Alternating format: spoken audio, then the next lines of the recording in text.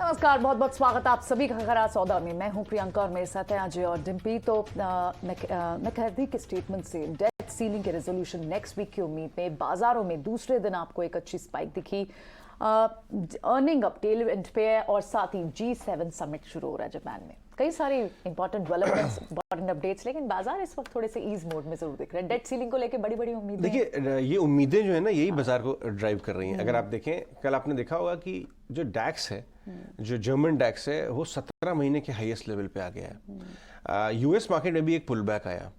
US market एक resistance zone में है, बट अगर मैं आपको दिखा सकता कि SPX जो है, S&P, वो एक ब्रेकआउट फेज में आ गया है। करेक्शन उसका, मुझे ऐसा लगता है, जो मेरे चार्ट्स जो मैंने थोड़ी बहुत रीडिंग की है, कि वो एक मोमेंटम बिल्ड हो रहा है और ये एक मामूली करेक्टिव कंसोलिडेटेड साइडवेज मूड में चल रहे थे। गिर नहीं रहे थे, भाग भी नहीं रहे थे। लेकिन S&P अब ब्रेकआउट देने के मूड में है। कल डैक्स ने ऑलरेडी भयंकर ब्रेकआउट दिया हुआ है। आपने G7 की बात की।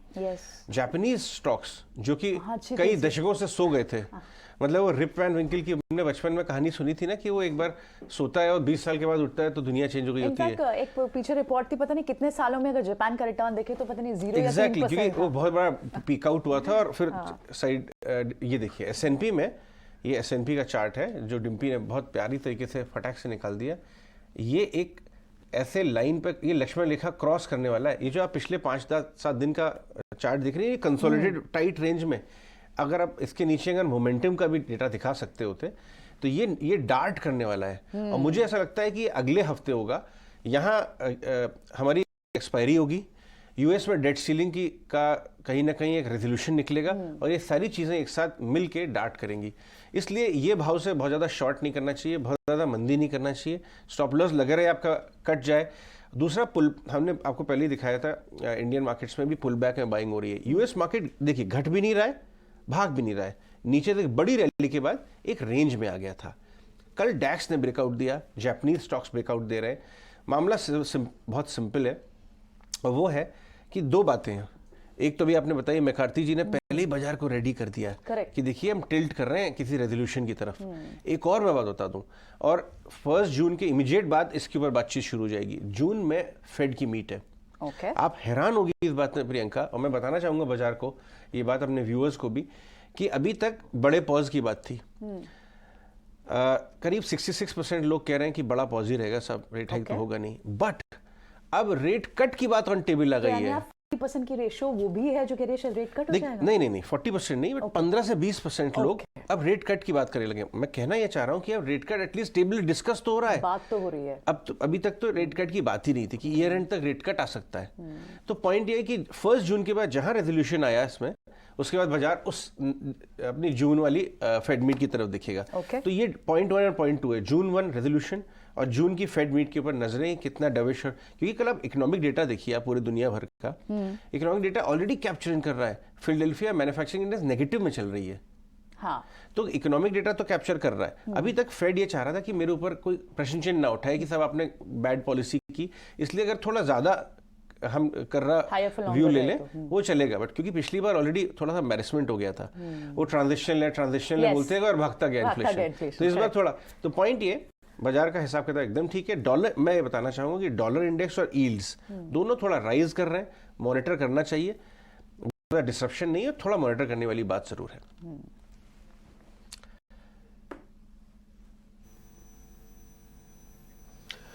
ओके, ठीक है। तो अजय, अगर ये सारे ट्रिगर आप इकोनॉमिकली बता रहे हैं और यूएस से कनेक्शन है, तो भारत में लेकिन लीग थोड़ी अलग है। हमने देखा कि नेस्डेक के ब्रेकआउट के साथ आईटी चले नहीं और डॉ के ब्रेकआउट हो ही नहीं रहा, जबकि हम अच्छा चल रहे हैं। तो थोड़ी डीकपलिंग चलेगी क्या अभी? मतलब इंडिया के अपने पैरामीटर्स पे थोड़ा अलग चलेगा?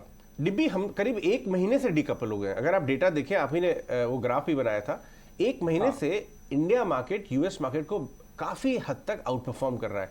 अगर आप 1 महीने का ग्राफ देखें S&P या डाउ का वर्सेस निफ्टी, तो आपको नजर आएगा कि एक बहुत अच्छा खासा रिबाउंड है। बट हम ऐसे समय देख चुके हैं जब हम अपनी अलग चाल पे चलते हैं। क्यों चल रहे हैं? फ्लोज बहुत अच्छे आ गए, कमेंट्री बाजार की अच्छी है, खराब नहीं है कमेंट्री मैनेजमेंट की नंबर्स के बाद, और बाजार लाइट भी हो गया था, फ्रॉथ नहीं था, कलेक्शन। आज तो इनफैक्ट सिटी ने ये बोल दिया कि ईयर एंड तक हम वापस 19,700 पे आ जाएंगे। तो कहीं ना कहीं वैल्यूएशन एडजस्ट हो गए, इसलिए हम अलग चाल पे चल रहे थे। शॉर्ट टर्म में बात करूं मैं, 3-4 दिन से थोड़ा सा कंसोलिडेटिव, हल्का सा फ्रेश शॉर्ट की लोगों को रुचि आ रही है, अपनी पोजीशन अनवाइंड करने का मन कर रहा है, तो कहीं ना कहीं, लेकिन आज हम खुलेंगे सपोर्ट लेवल पे 18,100, 18,150 निफ्टी पे बहुत शानदार सपोर्ट एरिया है, आज सपोर्ट पे खुलेंगे। बैंक निफ्टी में भी 43,750, 43,800 बहुत बढ़िया सपोर्ट एरिया है। तो स्ट्रक्चर चेंज नहीं हुआ है बाय ऑन डिप्स का, जो हमने 20 दिन में दिखाया है कि हर डिप से बाय आती थी। अब टेस्ट हो रहा है उस स्ट्रक्चर का, क्योंकि हम सपोर्ट जोन पे हैं। ऊपर में जब तक 44,200, 42,300 के आसपास क्रॉस नहीं करते हैं, बड़ा सा ब्रेकआउट नहीं दिख रहा है। सेम 18,200, 18,300 वाला जोन कहीं ना कहीं अटक जाते हैं, हम जाके थोड़ा समय बिताते हैं यहाँ से, अगर गिरते नहीं है बहुत ज्यादा, बट आज सपोर्ट पे खुलेंगे। लिक्विडिटी 15 दिन 15th straight day of FII buying, तो लिक्विडिटी सपोर्ट कर रही है। बहुत भीषण मंदी ना करें, स्टॉप लॉस के साथ काम करें, पुल बैक्स पे लेने का ध्यान बनाएं। आज एसबीआई पर नजर होगी, कल अच्छे रिजल्ट के बाद भी, लेकिन कमेंट्री आफ्टर मार्केट आज आई। एसबीआई, आईटीसी, ये दो बड़ी भूमिका निभा सकते हैं। नंबर आईटीसी के बहुत शानदार आए, बट इन लाइन थे, लोग ऑलरेडी एक्सपेक्ट कर रहे थे अच्छे नंबर, वैसे ही आए, लेकिन जो मिक्स है उनका वो इंप्रूव हो रहा है, टोबैको से मूव करके एफएमसीजी की तरफ जा रहे हैं, तो वो भूमिका निभाएगा। एसबीआई की कमेंट्री आज भूमिका निभाएगी। कल स्टॉक में नरमी आई अच्छे नंबर के बावजूद भी, क्योंकि लोग उम्मीद ही कर रहे थे अच्छे नंबरों की।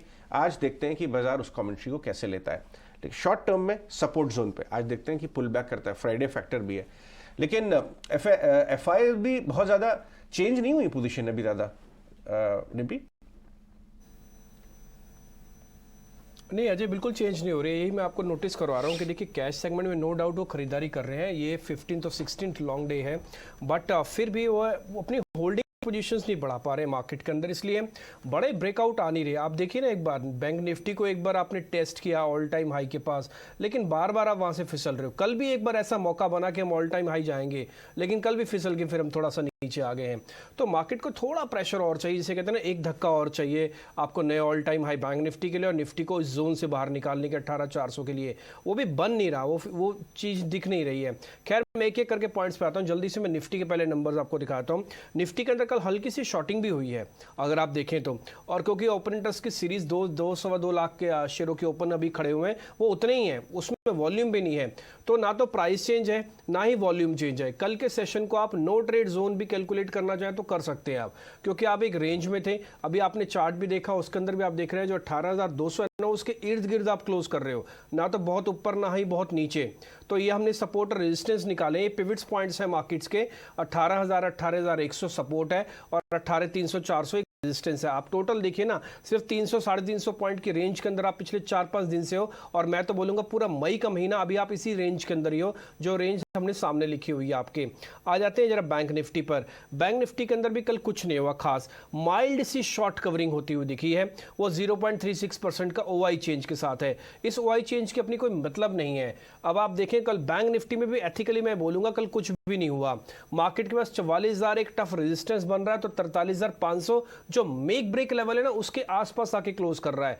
तो अभी आपको ना दिशा नहीं दे रहा है वो, और एफआईज का उतना फोर्स भी नहीं है। रिटेल भी थोड़ा शांत बैठा है कि ठीक है। और मैंने कल भी आपको एक बात बताई थी कि कल दोनों ही पार्टीज ने सरेंडर किया है। ऐसा नहीं कि एफआईज ने सरेंडर कर रहे थे, कल रिटेलर्स भी सरेंडर कर रहे थे, क्योंकि कल ओआई काफी बड़े चेंजेस में थे। ये सपोर्ट और रेजिस्टेंस बैंक निफ्टी का है 44,152 हमने डाला है, ये ऑल टाइम हाई है। जब तक अब ये पार नहीं होगा तब तक दिक्कत आएगी। अब 200 की तो बात ही नहीं है, अब 152 भी हो गया है रेजिस्टेंस का एरिया। इसमें एक पॉइंट और मैं नोटिस करा दूं, बैंक निफ्टी में 12 पॉइंट का डिस्काउंट वापस से आ चुका है। आते हैं पीसीआर विक्स पे। विक्स में नो चेंज, 2.5% का मामूली गिरावट है। पीसीआर में नो चेंज, दोनों एक के नीचे बने हुए हैं। ये ओवरसोल्ड नहीं हुआ है। कोई आदमी ये सोचे कि बाजार करेक्ट हो गया, ओवरसोल्ड हो गया, अभी नहीं हुआ है। क्योंकि अगर आप पीसीआर चेक करेंगे ना, जब तक वो 0.50 तक नहीं पहुंचते तब तक ओवरसोल्ड की कैटेगरी में नहीं आएंगे। अभी जो पुट कॉल रेशियो है 0.7879 के आसपास चल रही है निफ्टी बैंक निफ्टी की। एफआईज का नंबर एक बार वापस से दिखाएंगे तो 11,000 करोड़ रुपए का खरीदारी हुई है ऑप्शंस के अंदर, और साथ ही कैश के अंदर भी हुई है। इसका मतलब ये बाजार अपने सपोर्ट को भी जल्दी जल्दी ब्रेक नहीं करेगा। एक पॉइंट और मेरे को नोटिस कराना है, 8 शेयर एफ&ओ बैन में है, 8 शेयर एफ&ओ बैन में है। ओके ठीक है, सो ये तो एफआईज एंड डीआईज का एक्शन है। एक बार चारों बड़े ट्रिगर्स को एक नजर डाल लेते हैं। फिर आगे की स्ट्रैटेजी डिस्कस करेंगे और एक बड़ी खबर जो म्यूचुअल फंड से जुड़ी हुई है उस पर भी आपको फर्स्ट रिएक्शन भी लेकर आएंगे, इंडस्ट्री का भी, एमफी का भी। लेकिन चलिए पहले 4 बड़े ट्रिगर्स क्या हैं। तो यूएस मार्केट से तो आपको तेजी के संकेत मिल रहे हैं। डाउ नीचे से लगभग 300 अंक सुधरा। आप एसजेएक्स निफ्टी को भी इस वक्त देखें तो 18,200 के ऊपर है। कल हम अच्छा खासा स्लिप हो गए थे। तो आज रीबाउंड के लिए कैसे कौन कौन से ट्रेड्स होंगे उसे आगे डिस्कस करेंगे। एफआईज लगातार बायर्स हैं और जो जहां नंबर्स आ रहे हैं क्या वहां ट्रेड के बाद, क्योंकि जहां जहां नंबर्स अच्छे आ रहे हैं हम देख रहे हैं स्ट्रीट रिवॉर्ड कर रहा है। तो यूएसएल, बाटा, इंटरग्लोब, क्या यहाँ इन पे फ्रेश ट्रेड भी बनते हैं, ये भी डिस्कस करेंगे। कौन से लेवल होने चाहिए आपके एंट्री पॉइंट के, और साथ ही जिन स्पेसेस में नंबर आ रहे हैं, जेएसडब्ल्यू स्टील हो, पावर ग्रिड, एनटीपीसी, यहाँ पर नंबर्स आने हैं, तो क्या यहाँ पर भी कोई पॉसिबल ट्रेड्स बनते हैं। हमारे यहाँ पे भी ऑलमोस्ट अब टेल एंड पे ही हैं। तो बड़े नंबर्स तो सारे ही ऑलमोस्ट निफ्टी की सारी बड़ी कंपनियों के नंबर्स आ गए। ITC, SBI last leg of the numbers थे। अब कई सारे बड़े नंबर्स आ गए हैं हम, और ऐसा एक व्यू भी होता है कि लास्ट में मेजरली सेकंड हाफ में थोड़े से सॉफ्ट नंबर्स, ये यूजुअली होता है नंबर्स। देखिए ये एक आम धारणा है, एक साधारण ऑब्जर्वेशन रहा है कि सेकेंड हाफ में कमजोर वाले आते हैं। जैसे फ्रंट बेंच पे हमेशा मेधावी छात्र बैठते हैं और पीछे जो है जो कमजोर बैठते हैं, च्युइंगम खा रहे हैं, इधर उधर काम कर रहे हैं। लेकिन हमेशा ऐसा नहीं होता है। कई बार आपको अच्छे नंबर पीछे ही मिल जाते हैं। इस बार अनवाइंड होने तक आपके रिजल्ट सीजन में कोई नंबर ऐसा कोई बहुत ज्यादा खराब नहीं आया अभी तक। इनफैक्ट कल तो मैं ये देख रहा था यूनाइटेड स्पिरिट्स जो लोगों ने राइट ऑफ कर दिया था खराब नंबर, उसके भी नंबर अच्छे आए। बट पॉइंट मैं ये कहना चाहूंगा कि start of the earning season पर बोफा ने तो स्पेसिफिकली एक रिपोर्ट निकाली और उन्होंने भी निकाली थी कि ये अर्निंग सीजन बहुत खराब होगा। बोफा की नोट में तो ये था कि 40% निफ्टी डाउनग्रेड आएगा अर्निंग्स का, क्योंकि अर्निंग कमजोर आएंगी। लेकिन नंबर अभी तक बहुत भीषण कमजोर नहीं दिखाए। कुछ जगहों पे अभी भी दिक्कतें हैं, but largely number in line to better रहे। तो इसीलिए शायद बाजार घटा भी नहीं। अगर आप देखिए बाजार में सपोर्ट रहा अर्निंग्स का। आज सिटी ने एक रिपोर्ट भी निकाली है, उससे बात करेंगे। इनफैक्ट कुछ इंपॉर्टेंट डेटा पॉइंट हमारी रिसर्च टीम ने भी तैयार किए, कहाँ स्पेसेस है, कौन से स्पेसेस जहां मार्जिन इंप्रूव्ड होकर आए वो आगे लेकर आएंगे। लेकिन इस वक्त आज के बड़े ट्रेड्स हैं, इंडेक्स को कैसे रीड कर रहे हैं हमारे एक्सपर्ट्स हमारे साथ, हमारे पैनलिस्ट भी बने हुए हैं हमारे साथ। सौरभ सिसोदिया है, संतोष मीना है, दोनों से ही बात करते हैं। Morning to both of you, Saurabh and Santosh. Saurabh चलिए क्विकली पहले आपसे व्यू लेते हैं, क्या एक रिबाउंड के लिए प्ले करना चाहिए? कल जिसने कल जब क्लोजिंग में जो लेकर गया होगा इस एंटिसिपेशन में, क्या गैप अप में ही उनको रिवॉर्ड हो जाएगा या फिर फॉलो अप चेजिंग का भी आज बाजार को चेस करने का भी मौका मिलेगा? इंडेक्स पे क्या स्ट्रैटेजी होगी? Good morning Priyanka and others. Nifty को अगर देखिए तो निफ्टी में 18,100 से 18,000 का जो जोन है काफी स्ट्रॉन्ग सपोर्ट जोन है। 20 मूविंग एवरेज का सपोर्ट है, तो मुझे लग रहा है वहां पे रिस्क टू रिवॉर्ड फेवरेबल है फॉर लॉन्ग्स। तो अगर कोई लेके भी गया है तो आई थिंक 18,200 के अगर अपन सस्टेन करते हैं तो ये तेजी और बढ़ेगी, और 18,200 के ऊपर अगर ज्यादा टाइम सस्टेन करते हैं तो आई थिंक 18,300 से 18,350 तक की तेजी देखी जा सकती है। 18,350 के ऊपर ही आई थिंक और एक फ्रेश मोमेंटम वापस आएगा। बट आई थिंक जो कोई लेके गया है अगर उनको 18,200 के ऊपर अगर हम क्रॉस करते हैं तो 18,150 के स्टॉप लॉस से ट्रेल करने की सलाह होगी, और जो टारगेट रहेगा 18,300 तक। दोनों निफ्टी और बैंक निफ्टी में आउटलुक मुझे लग रहा है कि यहाँ पे risk to reward for longs favourable है, बिकॉज 3 दिनों का एक pull back on the downside आ गया है, ओवरऑल ट्रेंड पॉजिटिव है, और लोअर लेवल्स पे जब भी आप जहाँ पे हैं बैंक निफ्टी में 43,500 का एक अच्छा सपोर्ट जोन है, और निफ्टी पे 18,000 का एक अच्छा सपोर्ट जोन है। तो दोनों इंडाइसिस पे risk to reward favourable, because overall जो भी नेगेटिव्स थे प्राइस में फैक्टर इन हो चुके हैं, और मार्केट लोअर लेवल्स पे एक स्ट्रॉन्ग सपोर्ट जोन दोनों इंडाइसिस में करंट लेवल्स पे देखने मिले। आपके क्या ट्रेड लेवल्स रहेंगे इंडेक्स पे?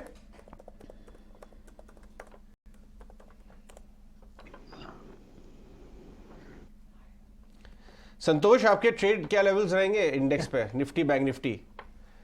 Sorry sir. So first of all good morning everyone. मैं निफ्टी बैंक निफ्टी की बात करूं तो पहले आपने जो स्टार्टिंग में ग्लोबल मार्केट्स की बात की थी, तो एक जापान मार्केट को आपने हाईलाइट किया। मैंने लास्ट टाइम भी जब मिले थे तब जापान निकाई को डिस्कस किया था। वहां पर एक मल्टी मंथ ब्रेकआउट आ रहा है। इस वीक हाईएस्ट 5% का गेन देखने को मिला। मुझे लगता है जो 3 दशक का वहाँ पे इंतजार है, जो 1990s के आसपास हाई लगे थे, तो इस साल शायद ईयर बाई ईयर एंड शायद वो अचीव होते नजर आ सकते हैं। और इस वजह से एक्चुअली वहाँ पर जेपीवाई वीक हो रहा है। नॉर्मली जापान का मार्केट परफॉर्म करता है तो जेपीवाई में वीकनेस देखने को मिलती है और यही वजह है कि डॉलर इंडेक्स में स्ट्रेंथ आ रही है और गोल्ड सिल्वर में प्रेशर आ रहा है। सो इंटरनेशनल मार्केट में काफ़ी अच्छी तेजी है। हमारे मार्केट 3 दिन से थोड़ा सा करेक्ट हो रहे हैं बट इंपॉर्टेंट सपोर्ट लेवल के आसपास आ गए हैं। जैसे सौरभ ने बताया 20 डे मूविंग एवरेज निफ्टी का 18,080 के आसपास है और कल 18,100 के आसपास ही लो लगाया। तो मेरा बाय ऑन डिप की सलाह रहेगी, आप 18,040 का स्टॉप लॉस लगाइए। ऊपर में 18,275 जो 10 डे मूविंग एवरेज है वहां तक के टारगेट देखने को मिल सकते हैं। उसके ऊपर निकलता है तो और तेजी देखने को मिल सकती है। बैंक निफ्टी की बात करें तो bank Nifty relatively out perform कर रहा है। 43,500 से 44,000 की रेंज में ये ट्रेड कर रहा है। तो यहाँ पर भी बाइंग की सलाह रहेगी, बाय ऑन डिप की सलाह रहेगी। नीचे 43,450 का आप स्टॉप लॉस रख सकते हैं। मुझे लगता है अब इसमें जो अनफिनिश्ड बिजनेस है, नए हाई लगाने का 10 पैसे से रह गया था, और मुझे लगता है अचीव होते हुए नजर आएगा। तो 44,152 जो इसका ऑल टाइम हाई है वो मेरा टारगेट रहेगा। ओके ठीक है, तो इंडाइसिस पे आपकी कॉल्स आ गए हैं। 44,152 यही आपका ऑल टाइम हाई और यही आपका टारगेट भी है। 43,440 आपका स्टॉप लॉस है। आप बुलिश हैं, इस पे साफ पता लग रहा है। निफ्टी पे भी आपका 270 तक का टारगेट है। संतोष, फिर ट्रेड भी बता दीजिए लगे हाथ, आज के स्टॉक्स ट्रेड कौन से हैं? मेरे 3 कॉल है, तीनों ही बाइंग साइड है। सबसे पहला मैं फ्रंटलाइन स्टॉक के साथ जाना चाहूंगा। अगर निफ्टी को सपोर्ट कर सकता है तो रिलायंस कर सकता है, क्योंकि ये भी एग्जैक्ट अपने 20 डे मूविंग एवरेज के आसपास ट्रेड कर रहा है। इसमें भी एक प्रॉफिट बुकिंग आई थी 2500 के साइकोलॉजिकल लेवल से, लेकिन अब एक इंपॉर्टेंट सपोर्ट के आसपास है। यहाँ से फिर से बाइंग मोमेंटम देखने को मिल सकता है। तो यहाँ पर 2500 का टारगेट रहेगा। 2410 का आप स्टॉप लॉस रख सकते हो। दूसरा देवयानी इंटरनेशनल है। कल जो एक डील हुई थी उसके बाद देवयानी जैसे स्टॉक्स में भी एक मोमेंटम बनते हुए दिखा था। स्टॉक में पुल बैक के बाद एक कल अच्छा बाउंस बैक देखने को मिला। स्टॉक 5% ऊपर बंद हुआ था। ये मोमेंटम आज भी एक्सटेंड होते हुए नजर आ सकता है। तो 194 का टारगेट रहेगा, 179 रुपीज का स्टॉप लॉस रहेगा। एक स्टॉक के इंट्राडे के लिए नहीं है, मेरा थोड़ा सा पोजिशनल व्यू है। उग्रो कैपिटल, आज इसमें शायद कल आशीष कचोलिया जी की शायद ब्लॉक डील भी हुई है और स्टॉक का स्ट्रक्चर भी देखिए तो एक सिमेट्रिकल ट्रायंगल फॉर्मेशन का ब्रेकआउट आया है।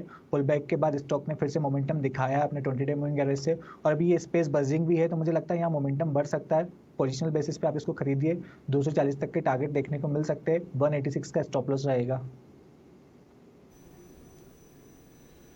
ओके ठीक है, ये आपके कुछ एक स्टॉक्स हैं, उसमें उग्रो की बात आपने की है, तो इसमें कोई दो राय नहीं है कि आशीष कचोलिया की ब्लॉक डील होगी। 1.6% इक्विटी का सौदा होगा, तो इम्पॉर्टेंट है ये। और आपने 240 तक का टारगेट भी दिया। दिव्यानी भी आपका शेयर अच्छा लग रहा है काफ़ी। सौरभ, आपके ट्रेडिंग कॉल्स क्या हैं? गुड मॉर्निंग निपी जी। मेरा पहला पिक चोला फाइनेंस रहेगा ऑन द लॉन्ग साइड। इस स्टॉक की अगर बात करें तो ये स्टॉक कंटिन्यूसली हाई राइज बना रहा है। इनफैक्ट कल के सेशन में स्टॉक ने एक फ्रेश ऑल टाइम हाई मारा है। और जिस तरीके से स्टॉक में जो पुल बैक आ रहा है एकदम लो वॉल्यूम्स पे आ रहा है, बट जो रैलीज आ रही है अच्छे वॉल्यूम्स पे आ रही है, ये इंडिकेट कर रहा है कि स्टॉक में और बड़ा मोमेंटम ऑन द अपसाइड देखा जा सकता है। तो इस स्टॉक को करंट लेवल्स पे खरीदारी की सलाह होगी। एक 1020 के स्टॉप लॉस से चोला फाइनेंस में खरीदारी की सलाह होगी और 1080 तक की तेजी नियर टर्म में देखी जा सकती है। दूसरा पिक भी मेरा रहेगा एयू स्मॉल फाइनेंस बैंक। इस स्टॉक में भी देखें तो कल के सेशन में एक फ्रेश ऑल टाइम आया है, तो इंडिकेट करे कि स्टॉक में रिलेटिव स्ट्रेंथ काफी ज्यादा है, कंटिन्यूसली हाई राइज बना रहा है। जिस तरीके से स्टॉक में मोमेंटम काफी पॉजिटिव है, इनफैक्ट बाकी कोई बैंक्स अपने ऑल टाइम हाई के आसपास नहीं, पर ये स्टॉक में एक अच्छा मोमेंटम ऑन द अपसाइड देखने मिल रहा है। तो इस स्टॉक में अभी खरीदारी की सलाह होगी और मुझे लग रहा है यहाँ से ये और आउटफॉर्म कर सकता है। एक 740 के स्टॉप लॉस से एयू बैंक में खरीदारी की सलाह होगी। ऑन द अपसाइड 760 तक की तेजी इसमें नियर टर्म में देखी जा सकती है। Alright, AU small finance, Ugro, कई सारे इंपॉर्टेंट स्टॉक्स डिस्कस हो रहे हैं और लकीली स्वदेश पर तो हम इन स्टॉक्स को कई बार पहले भी डिस्कस कर चुके हैं, एक्सक्लूसिव ब्रेक कर चुके हैं। यूग्रो 145 के आसपास था आई थिंक अजय, जब जी हाँ, जब हमने बताया था कि डैनिश फंड आएगा, वहां से उसके बाद काफी कुछ हो गया। आशीष कचोलिया आ गए आशीष कचोलिया कल शाम को। आज हमारे साथ मैनेजमेंट भी जुड़ेंगे। अब ब्रेकआउट भी नजर आ रहा है संतोष को। कल जो आशीष कचोलिया ने मान लिया है करीब 1.5%, 1.67, हाँ 15 लाख शेयर। स्टॉक 200 में बंद हुआ है। देखते हैं बाजार कैसा रिएक्ट करता है, लेकिन मैनेजमेंट को लेके आएंगे थोड़ी देर में। हमारे साथ सचिंद्र जी होंगे बात करने के लिए रिजल्ट्स पे। राइट इस पे तो शायद वो टिप्पणी ना दें, लेकिन रिजल्ट पे तो बात करने के लिए बिल्कुल। लेकिन कल जो बड़े नंबर्स आए उसमें एसबीआई ऑफ कोर्स बड़ा पब्लिक स्पेस का लेंडर है, बिगेस्ट लेंडर, और नंबर्स के बाद हमने मैनेजमेंट से, मिस्टर खारा से बात भी की। आइए सुनवाते हैं उन्होंने क्या कुछ रिएक्शन दिया।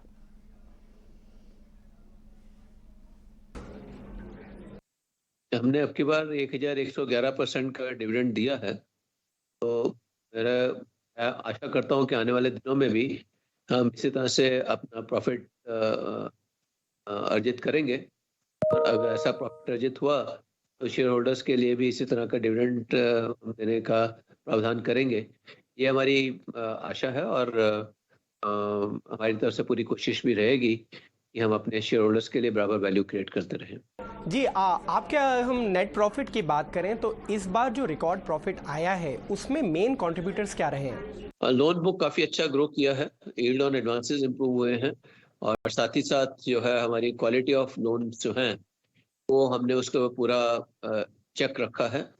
इन सब कारणों से हमारी जो इंटरेस्ट इनकम है उसमें काफ़ी अच्छी इनकम हुई है। और उसके अलावा बैंक में हम अपना अदर इनकम जैसे कि फॉरेक्स इनकम और क्रॉस सेलिंग का इनकम, उस तरह के भी और जितने एवेन्यूज़ अवेलेबल हैं उन सबको भी पूरा टैप कर रहे हैं, और इन सब के चलते जो है ये रिकॉर्ड प्रॉफिट आया है। जी हाँ, अगर हम डिपॉजिट ग्रोथ की बात करें तो यहाँ पर 9% की ग्रोथ हुई है, लेकिन जो डिपॉजिटर्स की हमेशा जो इच्छा रहती है कि जब बढ़ते इंटरेस्ट रेट सिनेरियो में हो तो उनको और भी ज़्यादा ब्याज में बढ़ोतरी हो।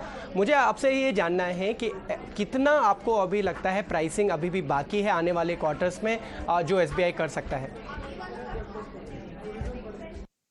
डिपॉजिट इंटरेस्ट रेट का जहाँ तक सवाल है वो तो हमने कुछ पॉकेट्स में जो है कुछ बकेट्स में हमने इंटरेस्ट रेट बढ़ाए हैं, और बड़े क्लियरली उसमें इंटेंशन यही है कि जो टर्म डिपॉजिट जो उस तरह के उस पीरियड में आएंगे, जैसे 400 दिन का हमने अभी एक डिपॉजिट स्कीम बनाया था और उसमें हमें अच्छे डिपॉजिट हमने देखा आते। ऑलराइट, तो बड़े की इंपॉर्टेंट फैक्टर्स तो ऑफ कोर्स किसी भी बैंक के लिए उनके NII, निम्स और प्रोविजन लगातार घट रहे हैं। Bank is fairly doing well, लेकिन कल स्टॉक गिरा भी। कल एक पूरा इम्पैक्ट था बाजार पर, आप कैसे देख रहे हैं, एनालाइज कैसे किया? देखिए, इसमें दो तीन बातें मैं हाईलाइट करना चाहूंगा। पहली बात तो अगर वो ग्राफिक लग सके कि ये जो है रिलायंस के बाद SBI की जो प्रॉफिट है, एनुअल प्रॉफिट, वो पूरे कॉर्पोरेट सेक्टर में सेकेंड मोस्ट प्रॉफिटेबल कंपनी बन गई है। इतना जनरेट कर रही है प्रॉफिट।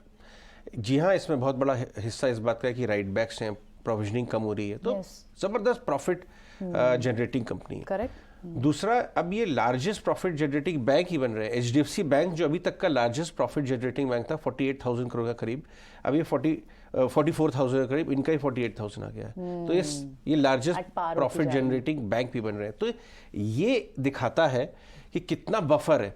ये ECL वाला जो मामला है, इस पर भी इन्होंने सफाई दी है। जितना प्रॉफिट जनरेट कर रहे हैं मिनिस्क्यूल है। बाजार थोड़ा सा इनके ऊपर SBI को लेके और कुछ और बड़े PSU बैंक को लेके चिंतित हो गया था कि ECL का वन टाइम इम्पैक्ट ज्यादा आ सकता है। Correct. जो प्रॉफिटेबिलिटी बैंक ने दिखाई है, और इनफैक्ट कैनरा बैंक ने भी सफाई दी थी, इसमें ECL का नेग्लिजिबल इम्पैक्ट होगा। पहली बात तो ये।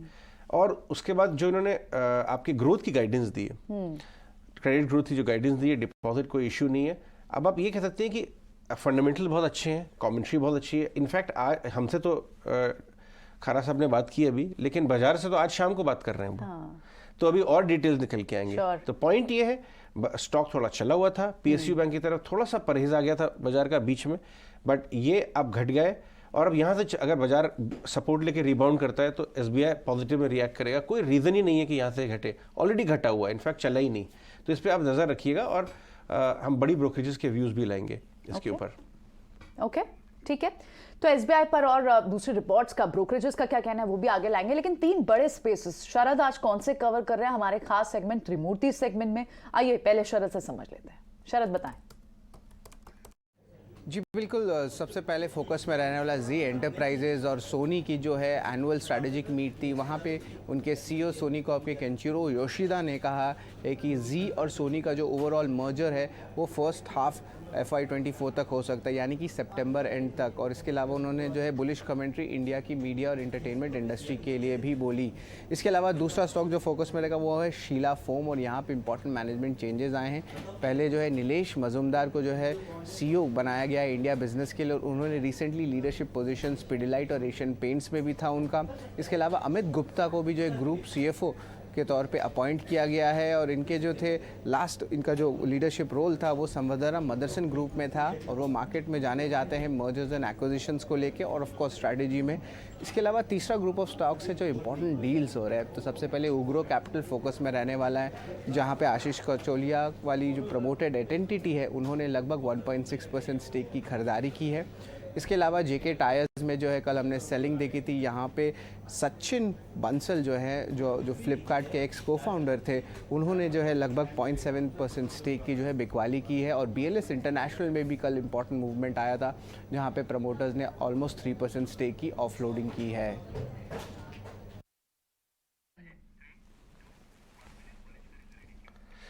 ऑलराइट, ये देखिए नतीजों पर और आशीष कचोलिया के खरीदने पर सचिन नाथ जी अभी आपके चैनल से बात करेंगे 15-20 मिनट के अंदर। तो जानिएगा कि क्या एग्जैक्टली हो रहा है, नतीजे इतने अच्छे कैसे आए, क्या चल रहा है अंदर, और आशीष कचोलिया क्यों जुड़ना चाहते हैं। लेकिन हमारे साथ अभी विनीत बोलिंजकर भी जुड़ रहे हैं बातचीत करने के लिए बाजार की और स्टॉक्स की। विनीत, गुड मॉर्निंग, बहुत बहुत शुक्रिया। मैं आपके साथ बात करना चाहूँगा ITC के बारे में। टू स्टार्ट विथ, ITC एक नए ट्रेजेक्ट्री में आया जब से 400 का भाव क्रॉस किया है, 430। कल जो रिजल्ट आए शानदार लगे मुझे तो, और बट बाजार की भी उम्मीद अच्छे रिजल्ट्स की थी। जो एक खास बात इस रिजल्ट्स में दिखा कि इनकी निर्भरता सिगरेट के बिजनेस के ऊपर कम होती जा रही है। इनफैक्ट FMCG की तरफ और होटल्स की तरफ टिल्ट हो रही है, जहां ज्यादा वैल्यूएशन नहीं मिलते हैं। बाय द वे 419 का भाव है, 430 का टॉप बना के थोड़ा करेक्ट हुआ है। क्या इस भाव पे आप खरीदेंगे ITC को नेक्स्ट मूव के लिए? और दूसरा, जो वॉल्यूम ग्रोथ आई, बहुत स्ट्रांग वॉल्यूम ग्रोथ थी सिगरेट की, इससे प्राइस ट्रेंड है या अभी भी स्टॉक में वैल्यू है यहाँ से? नहीं, देखिए, दो तीन चीजें प्ले आउट हो रही है। नंबर वन तो ये है कि आपका जो सिगरेट का स्मगल्ड गुड्स का मार्केट है वो थोड़ा बहुत श्रिंक होते जा रहा है because of strict compliances and attack. तो इसकी वजह से क्या हो रहा है कि जो ITC सिगरेट एंटायर सेक्टर को वॉल्यूम ग्रोथ अच्छी आ रही है, और ITC के सारे ब्रांड जो है प्रीमियम है, वेल रिकॉर्ड है, और मार्केट शेयर सबसे बेहतरीन है। तो उसकी वजह से इनका नेचुरल प्रोग्रेशन हो रहा है। दूसरी चीज क्या है कि आपका GST का जो इम्पैक्ट आता है वो इतना हमें देखने को नहीं मिल रहा है। तो क्या हो रहा है कि प्राइसिंग पावर कंपनी के पास रह रही है। अर्लियर क्या होता था, प्राइसिंग पावर GST की वजह से कंपनी के पास नहीं रहता था तो उनका ग्रोथ नहीं आता था। तो अभी हर साल कंपनी प्राइसिंग हाइक्स लेती है तो उनको भी फायदा हो रहा है। तो हमें लगता है कि ये जो कैश काउ बिजनेस है ये फर्म फुटिंग पे है, इसमें ग्रोथ ट्रिगर्स भी है, और प्राइसिंग ट्रिगर होने के कारण इनकी वॉल्यूम ग्रोथ की वजह से हमें लगता है कि आपके मुनाफे बहुत ही बेहतरीन आएंगे। और जहां तक हम दूसरे सेक्टर्स की बात करें, होटल बिजनेस हमें लगता है कि 2030 तक ये बहुत बेहतरीन चलेगा, क्योंकि सेक्टर में लोगों को पता चल गया है पिछले 20 साल में फिंगर्स बर्न करने के बाद कि एक्सपर्ट्स को ही होटल्स रन करनी चाहिए। और ITC होटल्स, आपके इंडियन होटल्स वगैरह सबकी भी इसलिए ग्रोथ आपको दिख रही है। तो हमें लगता है होटल्स बिजनेस और FMCG में भी काफी ट्रैक्शन आ रहा है, वॉल्यूम ग्रोथ आ रही है, आपका मार्जिन्स भी एक्सपैंड हो रहे हैं। तो हमें लगता है कि ITC ये भाव से भी लेना चाहिए, और हमें लगता है कि यहाँ से ओवर अगर आप 2-3 साल होल्ड करके रखेंगे तो आपको यहाँ से ऑलमोस्ट 40 to 50% प्राइस राइज आ सकता है over the next 2 to 3 years। तो ये इस टाइप की ग्रोथ आपको एंटायर FMCG सेक्टर में कहीं नहीं देखने को मिलेगी। तो हमें लगता है कि ITC is a must pick in everyone's portfolio if you want to play the consumption business. अच्छा, बहुत शानदार जवाब दिया आपने विनीत। SBI और ITC दोनों पे। संतोष बताएंगे SBI पे और सौरभ बताएंगे ITC पे। सौरभ, आप बताइए ITC के चार्ट्स। ITC के चार्ट को अगर देखें तो 400 का आसपास एक अच्छा बेस बना हुआ है। तो मुझे लग रहा है कोई भी डिप आए तो एक 400 के स्टॉप लॉस से बिल्कुल खरीदारी की सलाह होगी। जिस तरीके स्टॉक में पिछले एक महीने में गिराना पाया था, एक पुल बैक स्वाभाविक था। स्टॉक अभी अपने 20 मूविंग एवरेज के आसपास ही एक सपोर्ट वहीं पे ले रहा है। तो आई थिंक किसी को अगर एक फ्रेश लॉन्ग पोजीशन बनानी है तो एक थोड़ी सी और डिप आए तो एक 400 के स्टॉप लॉस से लॉन्ग पोजीशन बनाने की सलाह होगी। ऑन द अपसाइड मुझे लग रहा है स्टॉक में 440 से 445 के लेवल्स वापस नियर टर्म में देखे जा सकते हैं। ओवरऑल स्टॉक की अगर बात करें लॉन्ग टर्म चार्ट पे भी एक अच्छा ब्रेकआउट था, और ओवरऑल इंट्राडे डेली चार्ट पर भी स्टॉक में मोमेंटम काफी पॉजिटिव है। तो आई थिंक इस करेक्शन में सिर्फ एक पुल बैक कहूंगा और वापस फ्रेश लॉन्ग बनाने की सलाह होगी, और 400 का स्टॉप लॉस मेंटेन करके वापस ट्रेड स्टॉक में एंट्री की जा सकती है। संतोष, SBI।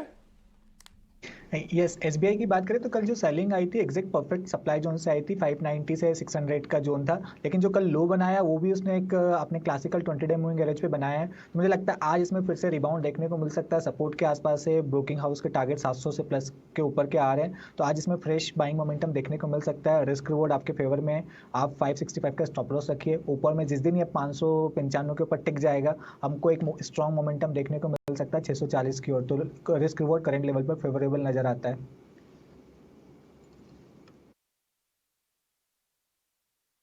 कुछ एक अलग अलग स्टॉक्स है, इसके अलावा जी एंटरटेनमेंट पे भी ये राय लेनी होगी। अभी आज हमारे त्रिमूर्ति शेयर्स के अंदर है।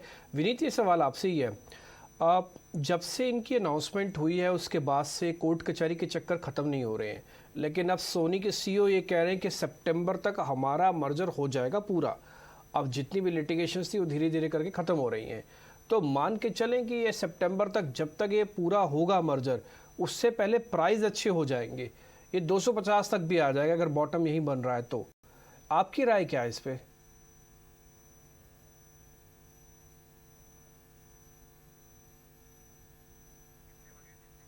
विनीत, ये आपसे है सवाल, अगर आप जी एंटरटेनमेंट के बारे में बता पाए। बेसिकली देखिए, ये थोड़ा सा एक अनसर्टेनिटी हो गया है कि आगे का ट्रैक्शन जो है आपको सितंबर तक ही देखने को मिलेगा, राइट? तो यहाँ पे अभी जैसे एचडीएफसी बैंक के मर्जर के बीच में हो गया था, उसी तरह से यहाँ पे एक kind of a temporary pause हो गया है।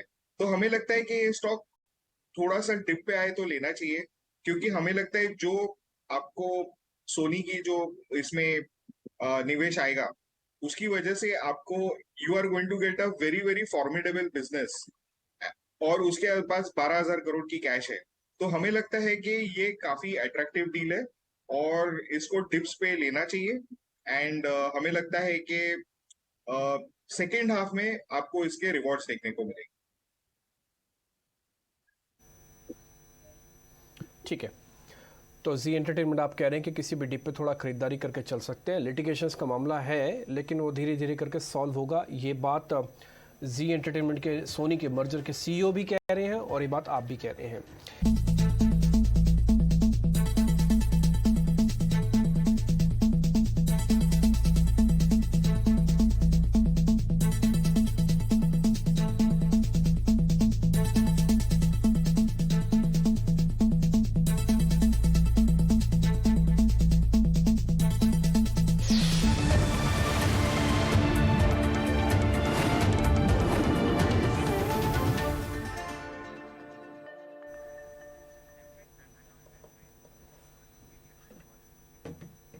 ठीक है, तो ब्रेक के बाद एक बार फिर आपका स्वागत है। एक शेयर और भी है, हालांकि उसकी चर्चा ज़्यादा नहीं होती है, वो है शीला फोम्स, उसको लेकर भी आज खबर है।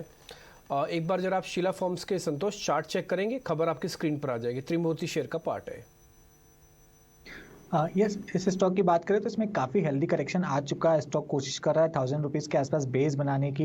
इमीडिएटली इसको 1075 जो इसका 50 डे मूविंग एवरेज है वो रेजिस्टेंस है, आज अगर इसको क्रॉस करने में कामयाब हो जाता है तो हमको एक मोमेंटम देखने को मिल सकता है 100 डीएमए की और जो 1145 के आसपास है। और अगर कोई ट्रेड लेता है तो नीचे 1020 का सपोर्ट है वो स्टॉप लॉस रहना चाहिए। शीला फोम पर आप ये रिएक्शन दे रहे हैं, लेकिन आज के ब्रोकिंग हाउस की रिपोर्ट्स कहाँ कहाँ हैं, कौन कौन से स्टॉक्स पे ममाक्षी ने कंपाइल किया, आइए समझते हैं। ममाक्षी बताएं कौन सी रिपोर्ट्स हैं आपके पास? जी बिल्कुल, शुरुआत करेंगे हम इंडिगो के साथ। हम देख रहे हैं काफ़ी सारे ब्रोकरेजेस आए हैं। क्रेडिट स्विस की तरफ से आउट परफॉर्म की राय आ रही है और इनफैक्ट उन्होंने टारगेट प्राइस 2450 का दिया है। मगर अगर हम देखें गोल्डमैन सैक्स, इन्वेस्टेक और बोफा, ये सारे भी पॉजिटिव नजर आ रहे हैं और इनफैक्ट ये सारे ही ब्रोकरेजेस ने अपने टारगेट प्राइस को बढ़ाया है। उन ब्रोकरेजेस का लार्जली कहना है FY23 स्ट्रॉन्ग नोट पे एंड हुआ है, काफ़ी मजबूत आउटलुक भी नजर आ रहा है आगे चलते हुए और इनफैक्ट वो उनका मानना है कि इंडस्ट्री अब एक ड्यूओपॉली स्ट्रक्चर की तरफ मूव करती हुई नजर आ रही है।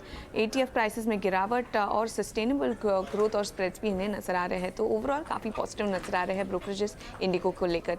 इसके अलावा SBI भी हमारे रेडार पर है। कंपनी के नंबर्स आए थे, नंबर्स के बल पर हम देख रहे हैं काफ़ी सारे ब्रोकरेज रिपोर्ट्स आ रहे हैं। और अगर हम देखें तो बैंक ऑफ अमेरिका और गोल्डमैन सैक्स ने अपने टारगेट प्राइस को बढ़ाया है। इनफैक्ट JP मॉर्गन की तरफ से ओवरवेट की राय भी आ रही है 720 के टारगेट प्राइस के साथ, और मक्वायरी की तरफ से भी खरीदारी की राय आ रही है 695 के टारगेट प्राइस के साथ। ब्रोकरेजेस का लार्जली कहना है कंपनी के जो चौथे तिमाही के नतीजे थे वो काफ़ी मजबूत थे, हेल्दी लोन ग्रोथ भी देखने मिली थी, और एसेट क्वालिटी पॉजिटिव फ्रंट पर सरप्राइज कंपनी कर रही है। ECL इम्पैक्ट भी काफ़ी वेल कंटेंट है, और FY24 में मैनेजमेंट ROA ट्रैजेक्टरी को मेंटेन करने में भी काफ़ी कॉन्फिडेंट नजर आ रहे हैं। इसके अलावा आखिर में हम फोकस करेंगे ITC पर। हम देख रहे हैं कि काफ़ी सारे ब्रोकरेज रिपोर्ट्स आ रहे हैं। ब्रोकरेजेस का मानना है कि चौथे तिमाही के नतीजे अनुमान से काफ़ी मजबूत कंपनी ने पोस्ट किए हैं। कोर सिगरेट्स बिजनेस स्टेडी है, सॉलिड क्वार्टर रहा है FMCG बिजनेस के लिए, होटल्स में मोमेंटम जारी है, और पेपर हालांकि एक वन ऑफ के चलते इम्पैक्ट हुआ है। तो ओवरऑल अगर हम देखें bank of America, JP Morgan और गोल्डमैन सैक्स और इवन मॉर्गन स्टैनली काफ़ी पॉजिटिव नजर आ रहे हैं। ओवरवेट और खरीदारी की राय इन सारे ब्रोकरेज हाउसेस की तरफ से आ रही है ITC पर। चलिए, ये तो हो गई ITC और SBI पे बात, लेकिन अब हमारे साथ सचिंद्र नाथ जी जुड़ रहे हैं जो हैं MD यूग्रो कैपिटल के। यूग्रो में काफ़ी खबरें आ रही हैं। अगर आप देखें, अगर आप कुछ महीनों का अगर आप ट्रेंड देखें तो काफ़ी न्यूज़ फ्लो है वहाँ पे। बड़े बड़े इंस्टीट्यूशनल इन्वेस्टर्स ने अभी स्टेक लिया था प्रेफरेंशियल वगैरह में, उसके बाद रिजल्ट्स आए जो कि बहुत बड़े थे, और कल शाम को ब्लॉक डील ने हमने दिग्गज इन्वेस्टर आशीष कचोलिया ने करीब 1.6% स्टेक भी लिया है। हमारे साथ मैनेजमेंट जुड़ रहे हैं कंपनी की फंडामेंटल से बात करने के लिए, क्योंकि रिजल्ट्स जो आए हैं वो एक बहुत शार्प सर्ज दिखा रहे हैं। अपनी उनके लोन बुक में प्रॉफिटेबिलिटी में बहुत इजाफा आया है। इसके ड्राइवर्स क्या हैं? सचिन जी, गुड मॉर्निंग, बहुत बहुत शुक्रिया। काफ़ी इंस्टीट्यूशनल इंटरेस्ट दिख रहा है आपके स्टॉक में। पहले मीटिंग्स हो रही थी, अब ब्लॉक डील्स दिख रही हैं। अब ये बताइए कि हम नंबर्स से बात करेंगे, लेकिन स्टॉक और मार्केट के बारे में आप नहीं बात कर सकेंगे, मैं समझता हूं, बट आपके इस क्वार्टर में बहुत ज़बरदस्त बूस्ट आया आपके नंबर्स में। ये कितना सस्टेनेबल है मोमेंटम? अजय जी, ये देखिए, बूस्ट जो है, जो ऑब्वियसली बाहर से देखने में बहुत बड़ा बूस्ट लगता है, बट ये जो हम पिछले 4 साल से बिल्ड कर रहे थे, ये उसका रिजल्ट है। यूग्रो शायद पहली ऐसी कंपनी होगी जिसने 2018 के मध्य में बिना कोई बिजनेस के सीधे 1000 करोड़ की कैपिटल 4 बड़े प्राइवेट इक्विटी इन्वेस्टर से रेज करी। हमने अपना बिजनेस 2019 में स्टार्ट किया। 2019 से 20 हमने बहुत ही लिमिटेड, बिकॉज IL&FS और DHFL के बाद किया था, लिमिटेड वे में किया, और फिर कोविड आ गया। कोविड पीरियड में ये कंपनी 200 लोग से 2000 लोग पे, 8 लोकेशन से 100 लोकेशन पे, डिजिटल इंफ्रास्ट्रक्चर 10 लोग या 5 लोग से 250 लोग। सो हमने बहुत काम किया उन 18 महीनों में, और उसका जो नेट रिजल्ट था कि जब कोविड खत्म हुआ तो हमारी कैपेसिटी बहुत बड़ी बिल्ट हुई, और उस कैपेसिटी को अब हम माइन कर रहे हैं। सो ये बहुत हमारे लिए बहुत आश्चर्य की बात नहीं, बिकॉज हमको लगता है कि हमारी कैपेसिटी अभी भी 30% स्पेयर बची हुई है। अगर आप इस तरह से देखें, आपने पूछा ये सस्टेनेबल है कि नहीं है। हमारा जो ये जो इन्वेस्टमेंट फेज था या जो बिल्ड आउट फेज था वो कंप्लीट हो गया, एटलीस्ट फॉर नाउ। हमने मार्च के महीने में 600 करोड़ डिस्बर्स किया था। अगर आप मोटा मोटा ये मान के चले कि हम उतना ही लोन हर महीने डिस्बर्स करेंगे इस पूरे साल, तो करीब 7000 करोड़ डिस्बर्स करेंगे। अगर उसमें आप 6000 करोड़ हमारा जो अभी एग्जिस्टिंग लोन बुक है उसको ऐड करें तो 13000 करोड़, और 3000 करोड़ तक के लोन जो है लोग कस्टमर हमारे हमको वापस करेंगे। तो ये हमको बड़े आराम से 10,000 करोड़ तक ले जाता है। और जैसा मैंने कहा कि अब हम जो है इस साल हम कोशिश कर रहे हैं कि हम अपने बिजनेस को फुल्ली मैच्योर करें, तो हमारे ऑपेक्स में कोई बहुत ज्यादा इजाफा नहीं होने वाला है, एक्सेप्ट हम डेटा एनालिटिक्स टीम में करीब 50 लोग और जोड़ रहे हैं। तो हमारा 30 से 35 करोड़ का क्वार्टरली प्रॉफिट, इसको जब आप मल्टीप्लाई करते हैं, और जो इंक्रीमेंटल लोन बुक है वो बड़े आराम से हमको 2 से 2.5 टाइम प्रॉफिट बिफोर टैक्स में ग्रोथ दिखाती है, और हमारा पैट भी काफी अच्छा होगा, ऐसा मेरा मानना है।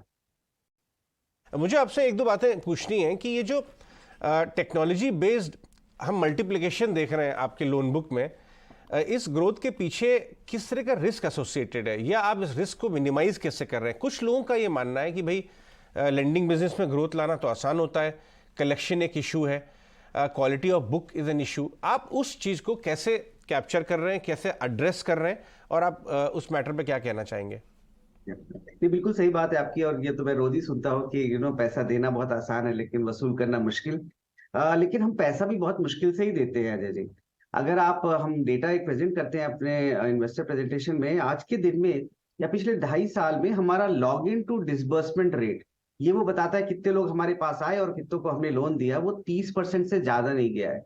इसका मतलब 600 करोड़ पर मंथ लोन देने के लिए हम करीब 2400 करोड़ के लोन ओरिजिनेट करते हैं। ये ना क्रेडिट क्वालिटी को मेंटेन करता है। हम ग्रोथ के भूखे नहीं है, हमारी कैपेसिटी हमको ग्रोथ दे रही है, नंबर 1।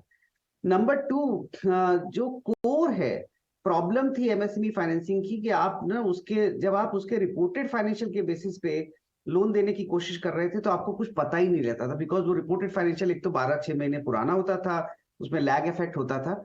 हमारी जो क्रेडिट अंडर राइटिंग है वो डेटा ड्रिवन है। मैं आपको सिंपल टर्म में बताऊं, अगर आप किसी का जीएसटी डाउनलोड करिए और उसका आप डिजिटाइज बैंकिंग लीजिए और उसको अपने ब्यूरो से कोलैबोरेट करिए, मशीन बता देती है कि इस बंदे का मंथली कितना एवरेज नेट आ रहा है और इसका क्या पोटेंशियल है आगे बढ़ने का, और वो अपनी ईएमआई दे सकता है कि नहीं दे सकता है। जैसे कंज्यूमर फाइनेंस में ये चीज हुई आज से करीब 13 या 14 साल पहले। मेरा तो बहुत मानना है कि नेक्स्ट 10 साल में खाली यूग्रो नहीं, ऐसे कम से कम 5 या 10 और लेंडर भी आएंगे जो ये मेथड यूज करके एमएसएमई फाइनेंसिंग को ऑन टैप बना देंगे, जब चाहिए तब पैसा लीजिए। इंटरेस्टिंग। तो रिस्क इस तरह से आप कैप्चर कर रहे हैं। अब ग्रोथ की बात करते हैं। ये जो आपका इस बार क्वार्टरली नंबर आया है, इसको क्या एक्स्ट्रापोलेट करना ठीक होगा? क्या ये नेक्स्ट 1-2 साल में जो आपने गाइडेंस दी है 22,000 करोड़ AUM की, क्या उस पर आप ऑन ट्रैक है या वो बीट हो सकती है?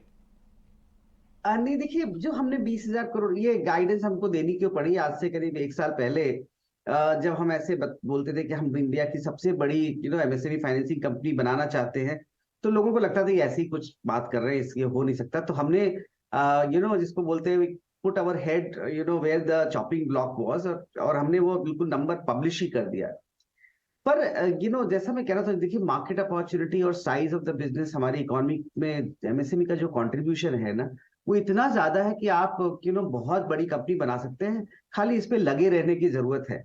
ऐसा पहले भी हुआ है। अगर आप देखें कंज्यूमर फाइनेंसिंग में बजाज, जो कि बहुत बड़ा नाम है, 2008 में 7-8 करोड़ के आसपास था, 2,52,000 करोड़ है, 45% की CAGR ग्रोथ है। तो मेरे को नहीं लगता कि ग्रोथ और साइज और सस्टेन करना एक प्रॉब्लम है। अभी हम जो नियर टर्म 1 साल देख रहे हैं, उस साल तो हमने मार्च में किया था वही हम नेक्स्ट 12 महीने करना चाहते हैं, और उसके बाद हम एक और राउंड ऑफ इंफ्रास्ट्रक्चर बिल्ड करेंगे और आगे बढ़ेंगे। बट जो कोर है वो है कि हम अपना डेटा एनालिटिक्स कैपेबिलिटी को हम बढ़ाते रहें, हम क्रेडिट क्वालिटी को कंट्रोल रखें, और फाइनली हमारा बिजनेस इज ड्रिवन बाय कि हम लाइबिलिटी साइड हमको आती रहे, और लाइबिलिटी साइड जैसे बैंक्स और पब्लिक मार्केट और ग्लोबल इंस्टीट्यूशन हमको लेंड करते रहे। उसके लिए इंपॉर्टेंट है कि हम कैलिब्रेटेड ग्रोथ करें। बहुत जबरदस्त करेंगे तो ऐसा हमारे पीछे कोई कारू का खजाना नहीं है कि हमको पैसे आते रहते हैं। बड़े मेहनत से हर लोन हमको आता है जो हम आगे छोटे लोन देते हैं।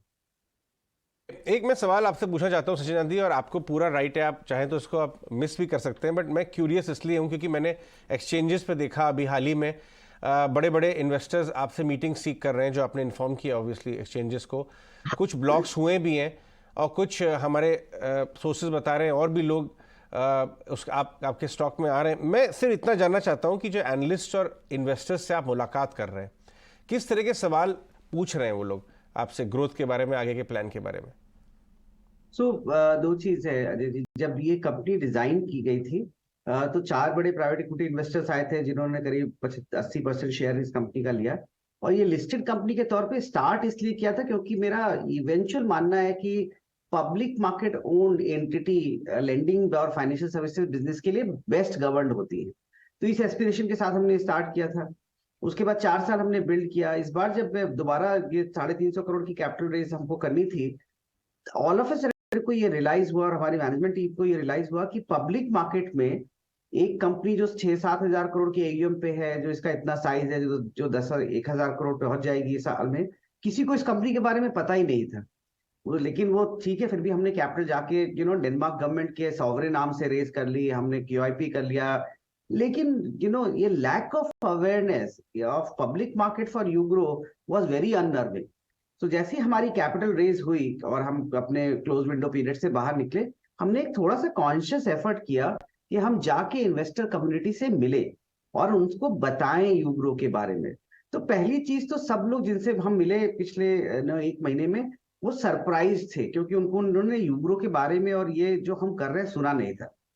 सेकंड, वो स्केप्टिक थे कि ऐसा कैसे हो सकता है, आप हो कौन, ये इतना बड़ा ग्रोथ आप कैसे कर सकते हो।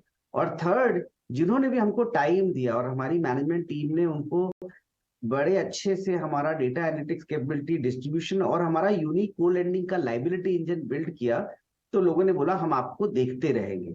अब उसमें आई थिंक जो लोग देख रहे हैं, हम कॉन्शियस एफर्ट कर रहे हैं। कुछ ऑब्वियसली आ रहे होंगे, कुछ नहीं आ रहे होंगे, वो तो मैं ज्यादा उस पर नहीं बोल सकता, ना मेरे पास आप लोग को पता हो जाता है, मुझे तो पता भी नहीं लगता। बट ये एक कॉन्शियस एफर्ट है, क्योंकि और ये कॉन्शियस एफर्ट खाली इसलिए है कि अगर आपको बड़ी लार्ज इंस्टीट्यूशन बनाना है तो बिना पब्लिक मार्केट और लार्ज इन्वेस्टर और रिटेल इन्वेस्टर के सपोर्ट के नहीं बना सकते।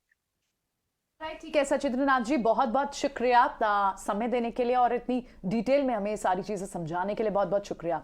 Wish you luck for your future quarters also. आपसे जल्दी बात होगी, नंबर्स की बात भी आपसे अगले क्वार्टर में फिर बात करेंगे। चलिए इस बीच एक बार चार्ट चेक ले लेते हैं यूग्रो कैपिटल, क्योंकि जिस तरह की स्टॉक की मूवमेंट रही है, 200 के ऊपर चला गया था, थोड़ा सा रिट्रेस हुआ, लेकिन कल इस न्यूज से 6% तक की मूव आपको दिखी। आज क्या फॉलो बाइंग दिख सकती है संतोष इस बड़ी न्यूज पर? स्टॉक भी है यूग्रो कैपिटल, पोजिशनल बाय मैंने दिया है। स्टॉक ने एक रिट्रेसमेंट दिखाया था और इस रिट्रेसमेंट में एग्जैक्ट इसने 38% रिट्रेसमेंट, साथ ही 20 डे मूविंग एवरेज पे सपोर्ट लिया और कल अच्छा बाउंस बैक दिखाया। मुझे लगता है ये जो प्रीवियस स्विंग हाई लगा था 216 रुपए के आसपास का, वो क्रॉस होते हुए नजर आएगा और आने वाले समय में हमको 240 रुपए तक की भी अपसाइड देखने को मिल सकती है। ये तो हो गई यूग्रो की बात, लेकिन और एक बड़ी खबर बन रही है म्यूचुअल फंड इंडस्ट्री में। हमारे साथ राधिका गुप्ता हैं और वो बात करने के लिए आई हैं। जो सेबी के कुछ प्रस्ताव आए हैं, कुछ रिकमेंडेशंस हैं टीईआर को लेके, खर्चों को लेके। जनरल हमने ट्रेंड भी देखा है कि टीईआर के ऊपर प्रेशर बिल्डअप हो रहा है। आपने इन रिकमेंडेशंस पे नज़र डाली होगी। राधिका, गुड मॉर्निंग, बहुत बहुत शुक्रिया हमसे बात करने की। अभी ये कंसल्टेशन पेपर है, लेकिन इसका पॉसिबल इम्पैक्ट आपको इंडस्ट्री पे होता हुए क्या नज़र आता है?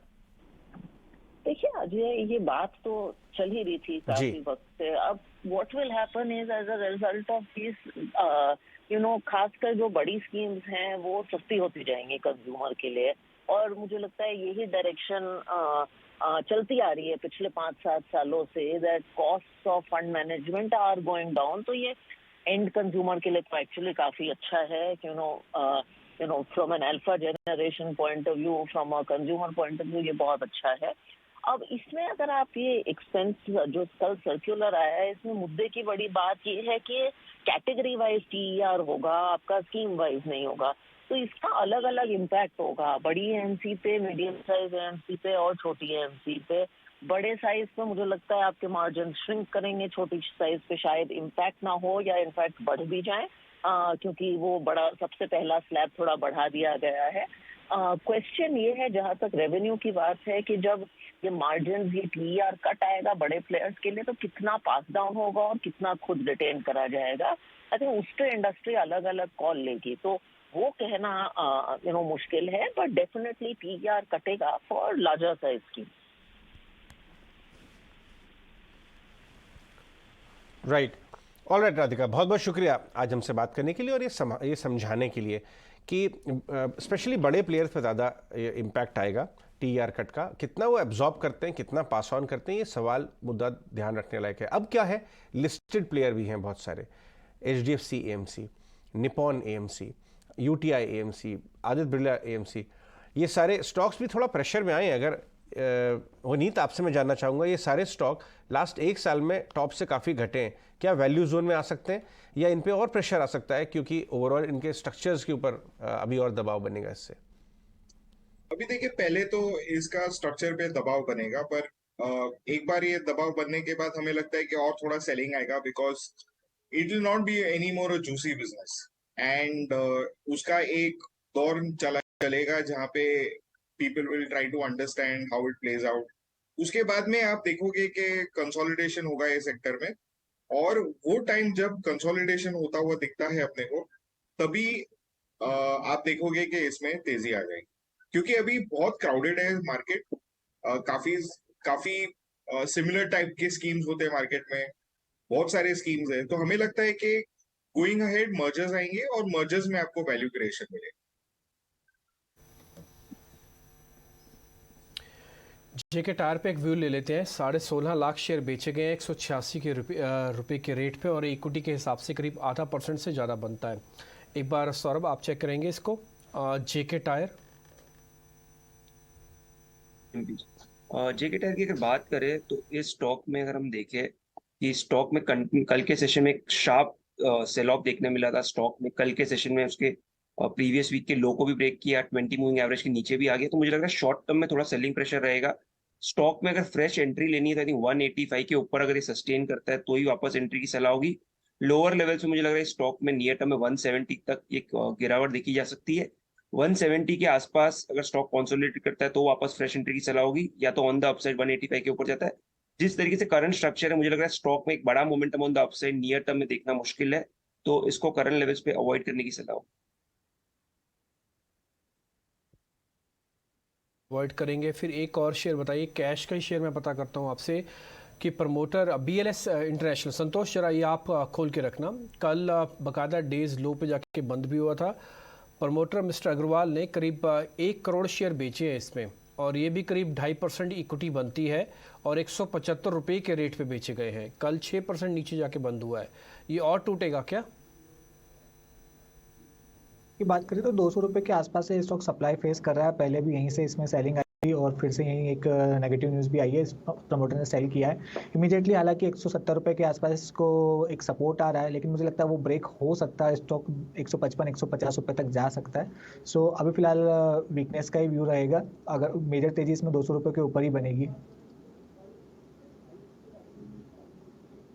सो ये BLS इंटरनेशनल पर हुआ, लेकिन एक बार जिस मैटर को हम डिस्कस कर रहे थे HDFC AMC stocks, listed AMC stocks पर कितना इम्पैक्ट पड़ सकता है इस न्यूज़ का टेक्निकल व्यू से, एक बार सौरभ भी है हमारे साथ। सौरभ बताएं, इन स्टॉक्स पर आज प्रेशर हो सकता है क्या? अभी हमने एक लिस्ट भी दिखाई HDFC, निपॉन, UTI, आपको लग रहा है कि आज यहाँ पर मौका बन सकता है शॉर्ट का?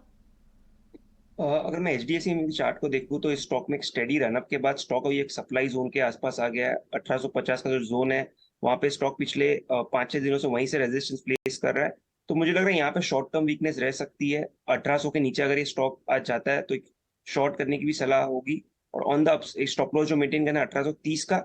डाउन साइड में नेक्स्ट टारगेट निकल के आ रहा है, जो नेक्स्ट सपोर्ट जोन है 1750, वहां तक गिरावट देखी जा सकती है। ओवरऑल जो स्ट्रक्चर है उसमें से यही दिख रहा है कि स्टॉक में एक short term pressure on the down side हो सकता है, बिकॉज जनरली जब स्टॉक इतने तेजी से गिरता है, अगर पिछले 1 साल की बात करें, फिर एक पुल बैक आता है, फिर अब रेजिस्टेंस जोन के पास वापस स्टॉक में सप्लाई जोन देखने के बाद स्टॉक वापस लोअर लेवल्स पे दिखाता है। तो मुझे लग रहा है यहाँ पर 1800 के नीचे सेलिंग की सलाह होगी, 1830 का स्टॉप लॉस, और ऑन द डाउन साइड 1750 तक की गिरावट HDFC AMC में देखी जा सकती है। ठीक है, अब हमारे HDFC AMC इन स्टॉक्स को आज वॉच करना होगा, लेकिन इस बीच हमारे साथ पैनल पर अब राहुल घोष भी बने हुए हैं। आइए उनसे भी समझते हैं कि वो आज क्या स्ट्रैटेजी ले रहे हैं। राहुल, क्या आज के बाय ट्रेड्स हैं सारे? 2 ट्रेड है, एक बाय का और सेल का। पहले तो गुड मॉर्निंग और नमस्ते।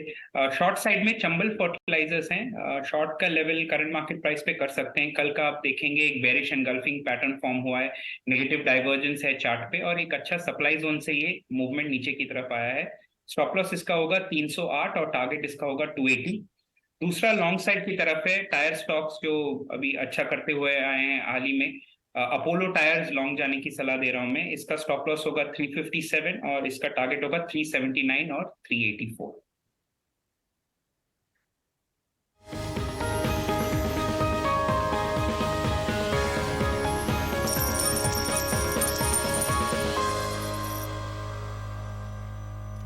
और अब वक्त हो गया मुनाफे के फंडे का, और अविनाश सर हमारे साथ जुड़ चुके हैं। अविनाश जी गुड मॉर्निंग, बताइए आज आप कौन से शेयर चुन के लाए हैं? देखिए मुझे दोस्त पसंद है, एक पेपर और दूसरा ऑटो।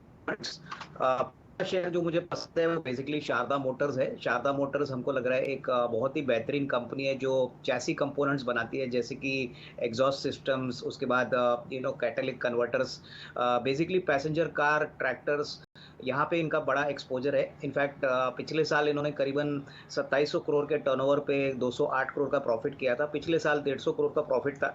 जो नोटवर्दी बात इस कंपनी की है कि पिछले 3-4 सालों से consistent cash flow generating machine है। कंपनी का बिल्कुल कर्जा नहीं है, करीबन 200 करोड़ की कैश है और हमको लग रहा है कि जिस तरह के पोल्यूशन नॉर्म्स अभी अप्रैल 24 में अनाउंस हो गए, इसका फ़ायदा शारदा मोटर्स को ज़रूर मिलेगा।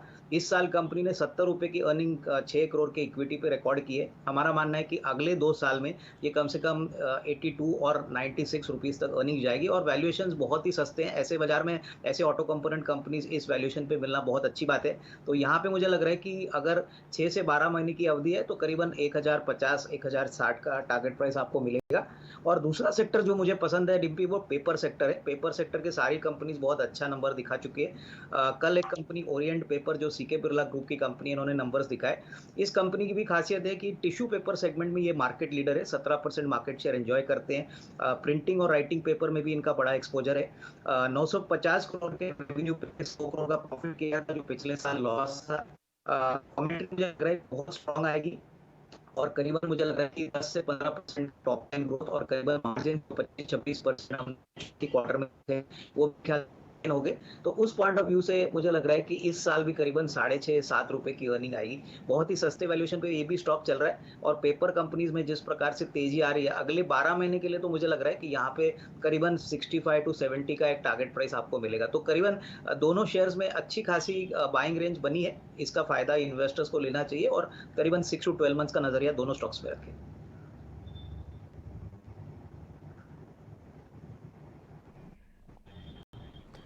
Okay Avinash, thank you very much for that. चलिए आगे बढ़ते हैं, कुछ और रिजल्ट बेस्ड ट्रेड्स की बात करते हैं। पीएनबी हाउसिंग के नतीजे अच्छे आए, कमेंट्री पे नज़र डालते हैं और स्टॉक पे भी एक बार 3 महीने 6 महीने का ग्राफ दिखाते हैं। नीचे से रिकवर हो रहा है।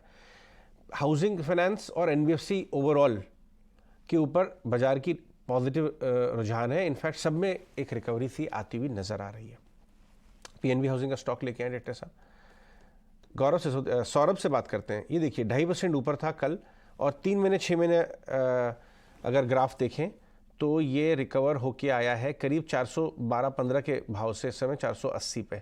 क्या इसका निपॉन ने स्टेक लिया ना कुछ समय पहले ही, अभी मुझे ध्यान नहीं है इस बात का, लेकिन इसके अंदर एक बॉटम सा बन रहा है, ये मुझे दिखाई दे रहा है। सौरभ, पीएनबी हाउसिंग क्या व्यू है आपका?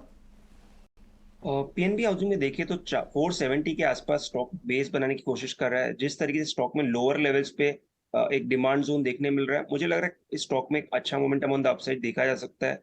स्टॉक में ऑलरेडी पिछले 2 सालों से एक अच्छा करेक्शन देखने मिला, उसके बाद स्टॉक ने एक तेजी चालू की। उसके बाद अभी पिछले 1 हफ्ते से स्टॉक 370 के आसपास 470 के आसपास बेस बनाने की कोशिश कर रहा है। तो मुझे लग रहा है यहाँ पे रिस्क टू रिवॉर्ड फेवरेबल है। 20 मूविंग एवरेज का सपोर्ट है ऑन द डाउन साइड, तो एक 470 के स्टॉप लॉस से खरीदारी करने की सलाह होगी। ऑन द अपसाइड मुझे लग रहा है 500 तक की तेजी नियर टर्म में देखी जा सकती है। 500 के ऊपर अगर ये स्टॉक सस्टेन करता है तो आई थिंक 550 तक की भी तेजी स्टॉक में आने वाले दिनों में देखी जा सकती है। तेजी बन सकती है बाय ऑन डिप्स। राहुल, आपने यूनाइटेड स्पिरिट्स का चार्ट देखा है? काफ़ी ज़्यादा एक तरीके से टाइम स्पेंड करने के बाद, लोगों को थका देने के बाद यूनाइटेड स्पिरिट्स में कल नंबर बड़े अच्छे आए, कमेंट्री भी ठीक थी और ये कहीं ना कहीं 800 रुपये से रिवर्स कर जाता है। स्टॉक चला ही नहीं है, देखिए फ्लैट टू नेगेटिव। उसी के सामने रेडिको खेतान देखेंगे, वन साइडेड चलता चला गया है। इस भाव से यूनाइटेड स्पिरिट्स में एक नया ट्रेड लेना बनता है? चार्ट्स देख के बताएं। अभी इस प्राइस पे नहीं बनता है। इसका कारण ये है कि आपने बिल्कुल सही बनाया, एक अपवर्ड ट्रेंडिंग चैनल बहुत बेहतरीन बना रहा था, नहीं कर रहा था छोटे टाइम फ्रेम के मूविंग एवरेजेस, बट एक आप मोमेंटम इंडिकेटर्स को देखेंगे ना, स्टेडीली उनका मोमेंटम ग्रेजुअली डिक्रीज होता आ रहा है। आप कल का भी आप कैंडल देखेंगे तो जो मोमेंटम इंडिकेटर्स जो स्टोकेस्टिक्स है उसमें प्रीवियस पीक से नीचे का क्लोज दिया है। तो अभी फिलहाल नहीं इनिशिएट करेंगे। अगर लॉन्ग इनिशिएट करना है, वेट करके देखना है कि 785 का जो लेवल है वो होल्ड करता है कि नहीं ऑन अ क्लोजिंग बेसिस। अगर 785 का level on a closing basis hold करता है और वहां से आपको एक बाउंस फिर से देखने को मिल रहा है, तब लॉन्ग जा सकते हैं। अगर 785 के नीचे आपको क्लोजिंग दिख जाता है एक अच्छे से रेड कैंडल के साथ, तो इसमें नहीं बने रहना चाहिए, इसमें एंटर नहीं करना चाहिए। ओके, ठीक है। ये तो यूनाइटेड स्पिरिट्स पर राय रही। कुछ और नंबर्स जहाँ हैं, बहुत ही दूसरे जो सेट ऑफ नंबर्स आए, इंटरग्लोब एविएशन हुआ काफ़ी इनलाइन नंबर से जैसी स्ट्रीट को एक्सपेक्टेशन थी, लेकिन स्टॉक में मेजर ऑफ द मूव क्या? 2 रीजन से। ऑफ कोर्स जिस तरह के ट्रैफिक डेटा है, प्लस जो मार्केट शेयर इनका एक्सपैंड हो रहा है because of the other reasons, दूसरी एयरलाइंस के डैमेज के चलते इनको जो फायदा हो रहा है, और नंबर्स का impact. Measure of the moves के संतोष हो गई है। इंडिगो के स्टॉक पे आज कैसे ट्रेड करना चाहिए? इस स्टॉक में हमने बड़ी रैली देखी थी और एग्जैक्ट इसने 2340 2350 के आसपास से कल एक प्रॉफिट बुकिंग दिखाई, तो मैं आज का इसका वेट करूंगा फॉलो अप का। अगर कल का ये लो होल्ड करने में कामयाब हो जाता है जो करीबन 2250 के आसपास का है और वहीं इसका 9 डे मूविंग एवरेज भी आ रहा है, तो अगर वो लो होल्ड करने में कामयाब हो जाता है तो शायद वापस से हमको तेजी देखने को मिल सकती है और जो 2250 के हाई 2350 के हाई है वो क्रॉस करते हुए नजर आ सकता है। लेकिन इन केस ये 2250 2240 के नीचे फिसलता है तो शायद प्रॉफिट बुकिंग और बढ़ सकती है, स्टॉक फिर 2180 रुपए तक भी जा सकता है। थोड़ा लेवल्स को तो वॉच करना पड़ेगा हमें। एक और क्विक स्टॉक यूनो मिंडा, इसका भी एक बार चार्ट चेक करके संतोष क्विकली बताएं। ये स्टॉक भी ईवी थीम पे काफी चल चुके हैं, लेकिन अब वीक नंबर्स पर क्या एक मौका मिलेगा अब नीचे डिप्स पे बाय करने का? ये स्टॉक का ओवरऑल ट्रेंड की बात करें तो बुलिश है। अभी पिछले कुछ समय से साइडवेज था, अभी लोअर लेवल से एक रिबाउंड आया है, लेकिन 580 के आसपास आता है, 580 से 600 के बीच में आता है, एक प्रॉफिट बुकिंग देखने को मिलती है। तो हो सकता है यहाँ से फिर से प्रॉफिट बुकिंग देखने को मिले, लेकिन अगर नीचे 530 के आसपास मिलता है जो इसका 200 दिन और 20 डे मूविंग एवरेज का क्लस्टर है, वहाँ पर फिर से बाइंग अपॉर्चुनिटी देखना चाहिए, क्योंकि ओवरऑल स्ट्रक्चर बुलिश है। बाय ऑन डिप की अप्रोच रखना चाहिए इस काउंटर में। ठीक है, इंडिकेटिव टिक्स आना भी शुरू हो गया और एक मेहमान भी हमारे साथ जुड़ चुके हैं, रत्नेश गोयल। उनसे जरा करते हैं बातचीत और सबसे पहले उनकी ट्रेडिंग कॉल्स ही आपके लिए लेके आते हैं। रत्नेश जी नमस्कार, शुक्रिया समय देने के लिए। बताइए आज आपकी ट्रेडिंग कॉल्स कौन सी हैं? गुड मॉर्निंग निम्बी जी, गुड मॉर्निंग एवरीवन, सभी दर्शकों को सुप्रभात। ट्रेडिंग कॉल में थोड़ा सा ऐसा लगता है कि मिड कैप में मूवमेंट रहेगा, इंडाइसेस को थोड़ा छेड़ना नहीं चाहिए, अभी इंडाइसेस कंसोलिडेशन में जा सकता है। तो मिड कैप में से मेरे दो आइडिया रहेंगे। पहला रहेगा टेगा, 730 रुपए का स्टॉप लॉस लगाना चाहिए, 770 रुपए तक का टारगेट इसमें दिखते हैं। काफी अच्छा कंसोलिडेशन का ब्रेकआउट इसमें हमको देखने को मिल रहा है। मुझे उम्मीद है कि ये कंटिन्यू रहेगा। किर्लोस्कर ब्रदर्स, इसमें कंटिन्यू हमको हाई फॉर्मेशन देखने को मिल रहा है। पूरा किर्लोस्कर ग्रुप काफी अच्छा परफॉर्म कर रहा है। मुझे ऐसा लगता है 560 रुपए के स्टॉप लॉस से 605 रुपए तक के टारगेट के लिए किर्लोस्कर ब्रदर्स बाय करनी चाहिए।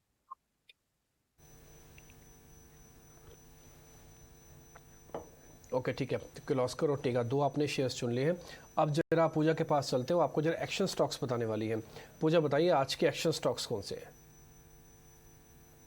जी, सीमा टेक्नोलॉजीज के स्टॉक पर नजर रखिए। स्ट्रॉन्ग नंबर्स आए हैं यहाँ पर कंपनी के। आय में करीब 80% से ज़्यादा की ग्रोथ और कामकाजी मुनाफा 136% बढ़ा है कंपनी का, और मुनाफे में भी 148% की ग्रोथ कंपनी ने दर्ज की है। इसके अलावा जीआर इंफ्रा के नतीजे भी काफ़ी मजबूत आए हैं।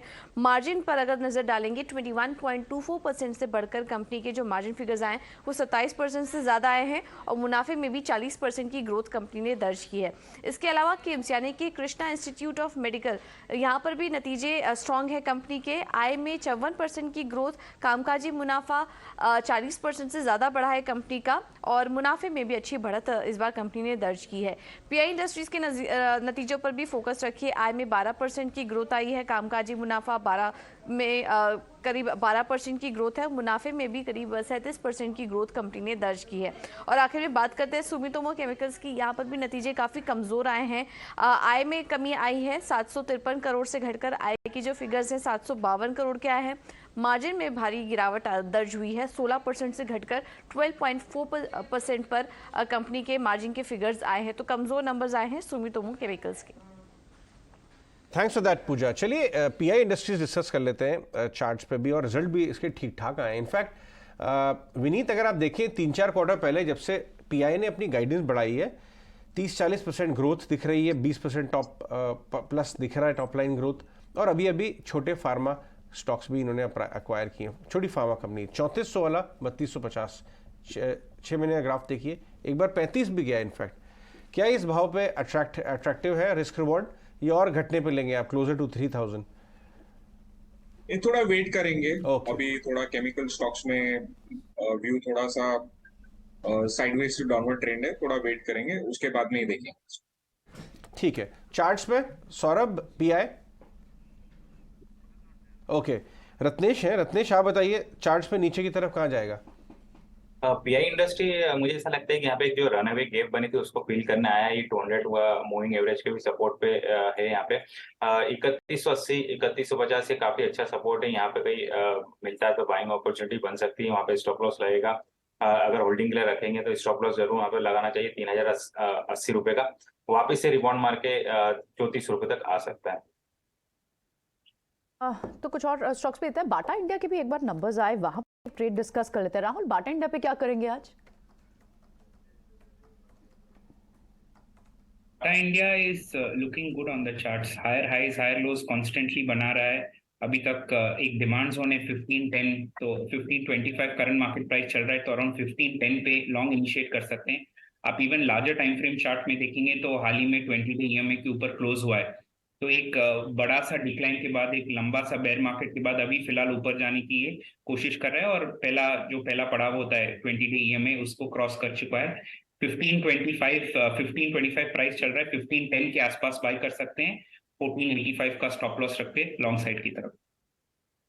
ठीक है, ऑलराइट, चलिए अब क्विकली वमाक्षी का रुख करते हैं। वमाक्षी हमें एक बिग बोल्ड ब्रोकरेज बता रही हैं, आइए समझते हैं उनसे।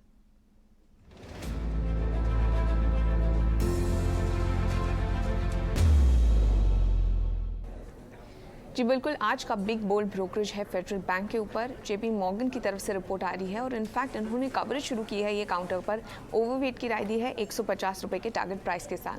JP मॉर्गन का मानना है कि रिटर्न और एसेट्स की इंप्रूवमेंट थीसिस क्रेडिबल है, मगर ये टेस्ट करना इंपॉर्टेंट है अंडर राइटिंग के अगेंस्ट। NIM का रिस्क जो है वो ऑलरेडी फैक्टर्ड इन है। लायबिलिटी फ्रेंचाइज जो उनकी है वो भी काफ़ी मजबूत नज़र आ रही है, और अगर उनके अन्य मिड कैप पीयर्स से अगर हम कंपेयर करते हैं तो उनका जो वैल्यूएशन है वो भी काफ़ी सपोर्टिव नजर आ रहा है। ओवरऑल अगर हम देखें JP मॉर्गन फेडरल बैंक को लेकर काफी पॉजिटिव है, ओवरवेट की राय के साथ कवरेज शुरू की है, टारगेट प्राइस 150 के साथ। ठीक है, फेडरल बैंक पे JP मॉर्गन की रिकमेंडेशंस, और ये आज हमारी बिग बोल्ड ब्रोकिंग हाउसेस की रिपोर्ट्स में शामिल है। एक दो शेयर मेरे पास ब्रेकआउट के हैं, मैं जरा जल्दी से पता कर लेता हूँ। लेवल्स भी फ्रीज हो रहे हैं, आप निफ्टी के लेवल्स देखेंगे 50 पॉइंट ऊपर खुलेगा। बैंको इंडिया, राहुल जी एक बार जरा ये शेयर चेक करेंगे आप। बैंको इंडिया, BANCO, बैंको प्रोडक्ट्स के नाम से, बैंको इंडिया इसका कोड है। तो डेफिनेटली एक बेहतरीन स्ट्रक्चर है चार्ट का, एकदम textbook, higher highs higher lows, upward trending channel. कल का क्लोजिंग बहुत स्ट्रांग हुआ है। अगर थोड़ा सा प्रॉफिट बुकिंग भी देखने को मिलता है 278 पे एक डिमांड जोन है, तो डेफिनेटली लॉन्ग इनिशिएट कर सकते हैं। अगर आप देख रहे हैं आज मार्केट से वीक ट्रेड कर रहा है, जनरली बड़ा ग्रीन कैंडल जब फॉर्म करता है, आइदर मोमेंटम कंटिन्यू करेगा या थोड़ा सा प्रॉफिट बुकिंग होता है इतनी स्ट्रॉन्ग अप ट्रेंड में। तो आपको अगर थोड़ा सा प्रॉफिट बुकिंग दिख रहा है 278 279 के आसपास लॉन्ग इनिशिएट कर सकते हैं, बट अगर आज भी आपको स्ट्रेंथ मिल रहा है तो मोमेंटम के साथ जाइए और लॉन्ग होल्ड कर सकते हैं इसको। ठीक है, एक और शेयर मेरे को पता करना है, करूर व्यासा बैंक। एक बार जरा आप चेक करेंगे संतोष, करूर व्यासा बैंक कल का वॉल्यूम, इनफैक्ट कल परसों 2 दिन का वॉल्यूम इसको रेंज का ब्रेकआउट करवा रहा है। ये शेयर भी आने वाले दिनों में काफ़ी अच्छा चल सकता है। पोजीशनिंग करें क्या इसकी? यस, इसका ओवरऑल स्ट्रक्चर देखें तो इसमें क्लासिकल फ्लैग फॉर्मेशन का ब्रेकआउट आया हुआ है वीकली चार्ट पर। हालांकि कल के दिन थोड़ा सा ऊपर से रिट्रेस जरूर हुआ है, बट ओवरव्यू बुलिश है। अगर कोई डिप मिल जाता है 102 रुपये के आसपास तो एक बहुत अच्छी बाइंग अपॉर्चुनिटी रहेगी। नीचे क्योंकि आपका पोजिशनल बेसिस पे 98 रुपीज़ का स्टॉप लॉस रहेगा। ऊपर में जो टारगेट रहेंगे, पहला टारगेट 116 रुपये का रहेगा, उसके ऊपर निकलता है तो 124 रुपये का नेक्स्ट टारगेट रहेगा। कल बड़ा ब्रेकआउट सा दिखाई दे रहा था। जिंदल 100 के चार्ट्स लेके आइए, इनफैक्ट जिंदल 100, जिंदल स्टेनलेस दोनों ही के चार्ट्स लेके आइए डायरेक्टर साहब। ये देखिए 190 के आसपास जिंदल स्टॉक। कल का चार्ट या एक हफ्ते का शॉर्ट टर्म का अगर आप देखें, जिंदल 100 आज भी कल के ब्रेकआउट के बाद भी 1.25% ऊपर। जिंदल स्टेनलेस एक करेक्टिव फेज के बाद अब ऊपर आता हुआ नजर आ रहा है। संतोष जरा ये दोनों चार्ट चेक करके बताएं, और ज़्यादा मजबूत मोमेंटम किस में है? यस, जिंदल 100 में मोमेंटम तो काफ़ी स्ट्रांग है, बट अब रिस्क रिवॉर्ड फेवरेबल नहीं है क्योंकि स्टॉक ऑलरेडी अच्छा चल चुका है, ऊपर के लेवल दिखा चुका है। तेजी का ही व्यू है, बट मुझे लगता है JSL में ज़्यादा रिस्क रिवॉर्ड फेवरेबल लग रहा है क्योंकि स्टॉक अभी चलना बाकी है। स्टॉक अपने 20 डे मूविंग एवरेज पर बेस बना रहा है, तो आप यहाँ पर आप स्टॉप लॉस रख सकते हो 280 रुपीज़ का, और जो पुराना हाई था इसका 325 रुपीज़ का, वो अचीव होते हुए नजर आएगा। 325 क्रॉस होता है तो शायद हमको 350 रुपीज़ तक की भी अपसाइड देखने को मिल सकती है। एक और mid cap infra EPC company है BL कश्यप, उसमें भी कल काफ़ी अच्छा मूव था, 42 के आसपास आ गया है। रत्नी जरा चार्ट चेक करके बताएंगे BL कश्यप। BL कश्यप में काफी अच्छा नीचे मुझे ऐसा लगता है कि बेस फॉर्मेशन कंटिन्यू होता हुआ दिख रहा है। एक काफी अच्छा वॉल्यूम एक्टिविटी भी हमको कुछ देखने को मिली थी कुछ दिनों पहले में। मुझे ऐसा लगता है कि इसमें एक चांस जरूर लिया जा सकता है कि स्टॉप लॉस भी इसमें रिस्क रिवॉर्ड रेशियो भी फेवर में बैठता है। 38 रुपए का एक स्टॉप लॉस लगाना चाहिए। ऊपर में कहीं पे भी शॉर्ट टर्म में हमको टारगेट 48 रुपए से 50 रुपए तक के आने वाले दिनों में देखने को मिल सकते हैं। Okay, alright. कुछ और स्टॉक्स देखते हैं जहां अच्छे ब्रेकआउट पॉसिबल हैं। कल हमने देखा कि रेस्टोरेंट ब्रांड एशिया वहां पर क्योंकि वो जो बड़े ब्लॉक आने हैं उसके चलते 13-14% की मूव थी। 26-27% रेस्टोरेंट ब्रांड एशिया चल चुका है अब तक। अब भी ब्रेकआउट पैटर्न बने हुए हैं। हनीवेल ऑटोमेशन वहां नंबर्स के बाद स्ट्रॉन्ग मूव थी। इन दोनों स्टॉक्स में क्विकली राहुल, रेस्टोरेंट ब्रांड और साथ ही हनीवेल ऑटोमेशन, चार्ट चेक करके बता आज क्या फॉलोअप एक्शन हो सकता है।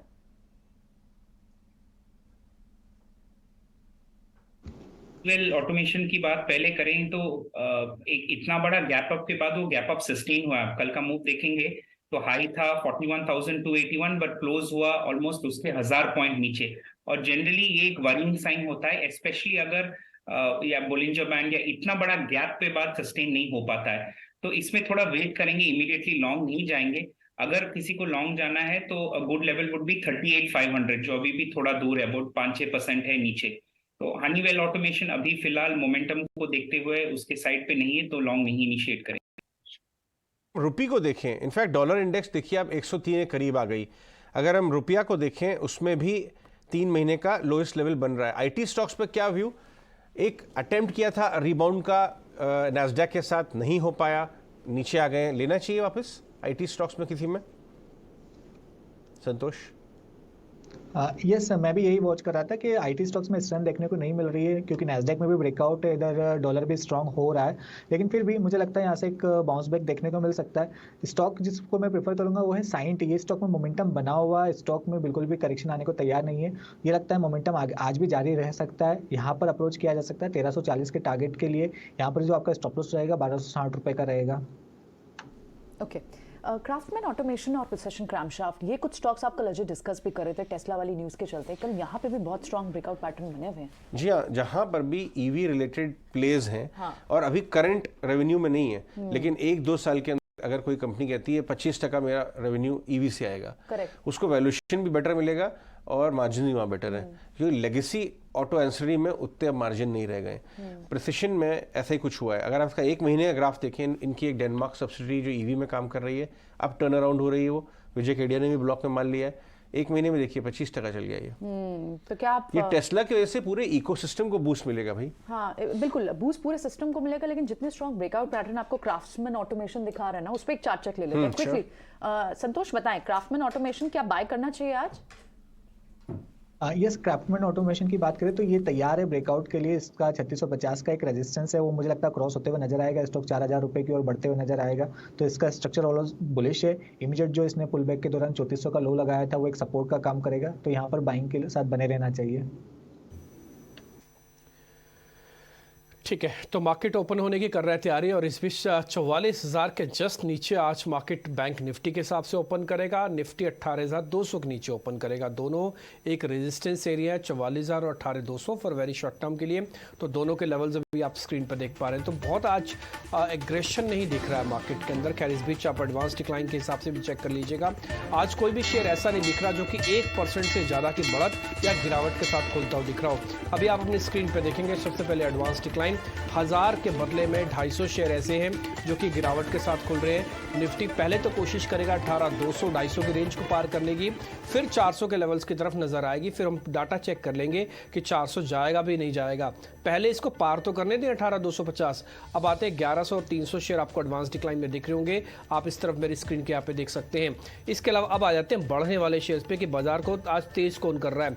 मैं पहले निफ्टी के शेयर्स लेके आ रहा हूँ। SBI ये खुला 0.5-1% था, लेकिन अभी करीब 1.5% आ चुका है। इन्फोसिस अब आ गया है ऊपर, ये 0.5% ऊपर है। UltraTech Cement, Cipla, Tech Mahindra, Axis Bank, ये कुछ एक शेयर्स हैं जो शुरुआत में आज करीब 0.5% ये बढ़त के साथ आपको ट्रेड करते हुए दिख रहे हैं। सिर्फ एक SBI है जो 1% से ऊपर है और कोई भी शेयर जितने भी मैंने अब तक नाम लिए ये ऊपर नहीं आ रहा है। Asian Paint, Bajaj Auto, Britannia, ये कुछ वो शेयर्स हैं जहां 0.5% की गिरावट है। डिविस लैब इकलौता ऐसा शेयर है निफ्टी 50 का जिसमें 1% से ज़्यादा की गिरावट है।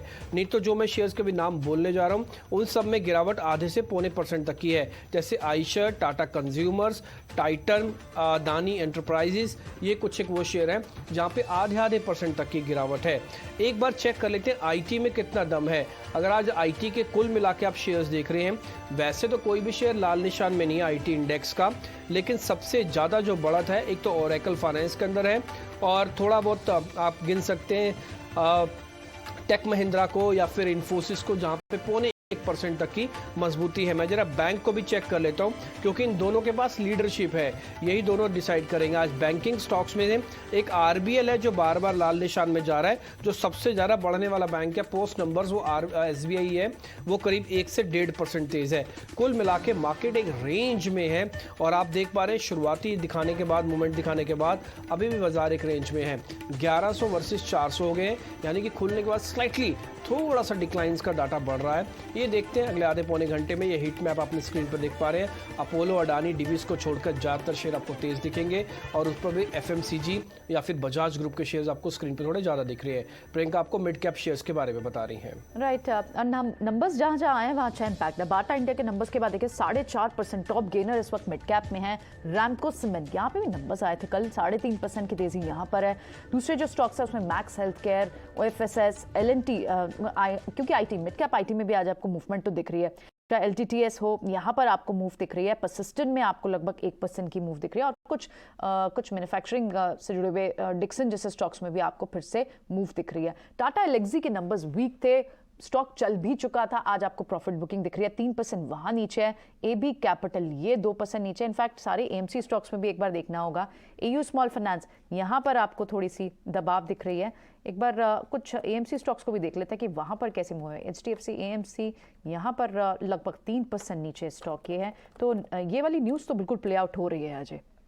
देखिए एमसी में प्रेशर थोड़ा लाजमी है, वो देखने को मिल रहा है। और HDFC AMC by the way F&O stock है, हाँ। वो सौरभ सिसोदिया बताए गए थे, बाकी सब कैश स्टॉक है। पीआई इंडस्ट्रीज को लेके आइए, सॉलिड रिजल्ट्स के बाद 4.5% का अपमूव आपको नजर आ रहा है। ग्लैंड फार्मा, उसका जो ग्रहण है खत्म ही नहीं हो रहा है एक तरीके से। आप देखिए जरा 14%, बाप रे बाप, इतने खराब नतीजे। और ये एक बार को ये चाइना फैक्टर के बाद से एपीआई स्टॉक्स के अंदर, आईटी स्टॉक्स में थोड़ी सी मजबूती। ये इसके चार्ट चेक कर लेते हैं, ग्लैंड नीचे में कहाँ तक जा सकता है, जरा चेक करके बताएं राहुल। ग्लैंड सर्किट लगेगा क्या आज नीचे में? तो ग्लैंड फार्मा आप वीकली चार्ट पे देखेंगे, फ्रॉम जनवरी 2022 ऑनवर्ड्स कोई भी डिसेंट मूविंग एवरेज के ऊपर क्लोज नहीं किया है। और अभी आज का मूव जो है इतना बड़ा गैप डाउन हुआ है कि इसका सस्टेन इतने लोअर लेवल में भी करना मुश्किल होता है। हमारा सजेशन यहाँ पे रहेगा कि लॉन्ग और शॉर्ट दोनों मत कीजिए, जस्ट पेशेंटली वेट कीजिए। अगर एक कॉन्ट्रा बाई, बहुत ही अग्रेसिव कॉन्ट्रा बाई लेना है, वो होगा 1020 और 1030 के आसपास, जो अभी भी 10% दूर है। लॉन्ग का तो बिल्कुल नहीं सोचना चाहिए अभी। पीआई चेक करें, ऊपर में कहाँ तक जाएगा? अभी तो ऊपर जाने की कोई यही नहीं, बस टेक्निकल पुल बैक हो सकता है क्योंकि इतना ओवरसोल्ड है। बट जनरली ट्रेड करने के लिए ये स्टॉक मुनासिब नहीं है मेरे ख्याल से। ठीक है, मुनासिब नहीं है। सिरमा एसजीएस लेके आइए। कल केन्स, सिरमा में केन्स के अच्छे नंबर्स के बाद बड़ा पुल बैक दिखा हमने, आज भी डेज हाई की तरफ सिरमा एसजीएस।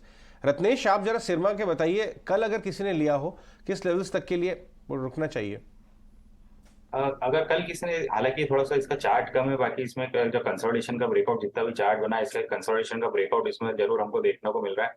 अगर कल किसी ने लिया है तो मेरे हिसाब से इसमें एक ऊपर की तेजी, जो इसके ऑल टाइम हाई जो लिस्टिंग के टाइम बना था 344-45 के आसपास, मुझे ऐसा लगता है वहां तक जा सकता है। ये स्टॉप लॉस लगाना चाहिए इसमें 320 रुपए का और बने रहना चाहिए वहां तक, 345 तक के टारगेट के लिए। एफएनओ में भी आप देखें तो मैक्सिमम मिड कैप स्पेस से आपको एक्शन दिख रहा है। लॉन्ग साइड के भी जो स्टॉक्स है, नंबर्स का जहां जहां इंपैक्ट आया है, और एट द ऑपोजिट कॉनकॉर जैसे स्टॉक्स जहां नंबर वीक है वहां पर प्राइस मूवमेंट भी लूज हुई है। कॉनकॉर को क्या फर्दर शॉर्ट कर सकते हैं संतोष? बात करें तो स्टॉक अंडर परफॉर्म कर रहा है, लेकिन अब बहुत ज़्यादा मेजर वीकनेस नज़र नहीं आती स्टॉक में। ऊपर लेवल से प्रेशर आया है, लेकिन 620 से 615 का एरिया जो इसके लिए सपोर्ट का काम करेगा, तो शॉर्ट नहीं करना चाहिए। एक मेरे हिसाब से जिसका थोड़ा सा पोजिशनल व्यू है, 615 से 610 के बीच में बाइंग के रूप में अपॉर्चुनिटी देखना चाहिए। कैपिटल शॉर्ट कैंडिडेट है संतोष? यस, सॉरी, एबी कैपिटल, इसे शॉर्ट करेंगे आप? एबी कैपिटल की बात करें तो इसका भी स्ट्रक्चर बुलिश ही था, लेकिन ये न्यूज़ की वजह से इसमें भी प्रेशर आया है। शॉर्ट में यहाँ पर भी नहीं करूंगा, बिकॉज ये भी अपने 50 दिन के मूविंग एवरेज जो 158 के आसपास है उसके सपोर्ट के आसपास है। बाइंग ट्रेड भी इनिशिएट नहीं करूंगा, बट शॉर्ट भी अवॉइड करना चाहिए क्योंकि स्टॉक सपोर्ट लेवल के आसपास ट्रेड कर रहा है। कैप आईटी में आज एक्शन है और कई सारे स्टॉक्स हैं जिनमें अच्छी मूव दिख रही है। परसिस्टेंट जैसे स्टॉक है, एलटीटीएस, बिरला सॉफ्ट, वहां पर भी आपको 1% तक की मूव दिख रही है। राहुल, क्या कोई मिड कैप आईटी आपके रडार पे होगा? तो आईटी पैक, अगर मुझे एक ब्रॉड व्यू पूछेंगे ना, IT pack is still not out of the woods. उसमें मिड कैप आईटी में से जो नाम आप सजेस्ट किए हैं, बिरला सॉफ्ट का एक चार्ट है जो बेहतरीन लग रहा है क्योंकि ये थोड़ा सा मोमेंटम दिखा रहा है अपसाइड पे। अगर आप एक पर्टिकुलर बाइंग लेवल इसमें बिरला सॉफ्ट में देखना चाहते हैं, 315 पे एक बाइंग लेवल है, करंट प्राइस 320 के आसपास चल रहा है, तो 315 पे एक लॉन्ग इनिशिएट कर सकते हैं। छोटा क्वांटिटी लीजिए, पूरा पोजीशन मत लीजिएगा, और स्टॉप लॉस इसका रख सकते हैं 304। पहला टारगेट हो सकता है इसका 330, 315 buy, stop loss around 304। GR Infra को देखिए जरा विनीत, आपने ये मिड टियर इंफ्रा स्टॉक्स के ऊपर नजर डाली है? आपका कौन सा स्टॉक पसंद आता है? जीआर देखा है आपने? रिसेंट आईपीओ के मार्जिन बड़े सुपीरियर हैं बाकी सबके कंपैरिजन में। नहीं, हमारा फोकस एक सिंगल स्टॉक पे है, विच इज कैपेसाइट इंफ्रा। हमें लगता है कि कैपेसाइट में 5 ईयर ऑर्डर बुक है, उसके मार्जिन 18% है, one of the best in the industries, and ये काफी अंडर ओन्ड है स्टॉक। तो हमें लगता है कि इसकी इसकी जो बैलेंस शीट के इश्यूज थे और स्टॉक पे प्रोमोटर के शेयर का ओवरहैंग था, वो डेट को इक्विटी में कन्वर्ट कर रहे हैं। और he is one of the marquee players जिसके बिना आप सुपर स्काई स्क्रेपर बना ही नहीं सकते इंडिया में, और बहुत कम प्लेयर्स है, एंड एक्चुअली डेवलपर्स के बीच में झगड़े होते हैं कौन इसके साथ काम करेगा। तो हमें लगता है कि कैपेसाइट इंफ्रा काफी अच्छी शेयर है, काफी अंडर वैल्यूड है, हमें इसमें मल्टी बैगर गेन्स नजर आते हैं। ओके, ऑलराइट, ठीक है। सो आपको ये एक पर्टिकुलर स्टॉक है मल्टी बैगर, आप इसे पोज कर रहे हैं, ठीक है। विनीत हमें पोजिशनल व्यू देते हैं और उनका व्यू व्यूअर्स जरूर ध्यान रखें। लेकिन इस बीच कुछ दूसरे स्टॉक्स जहां पर आज नजर रखनी चाहिए, जोमेटो के भी आज नंबर्स हैं। एक बार जोमेटो को देख लेते हैं कैसे ट्रेड कर रहा है बिफोर द नंबर्स।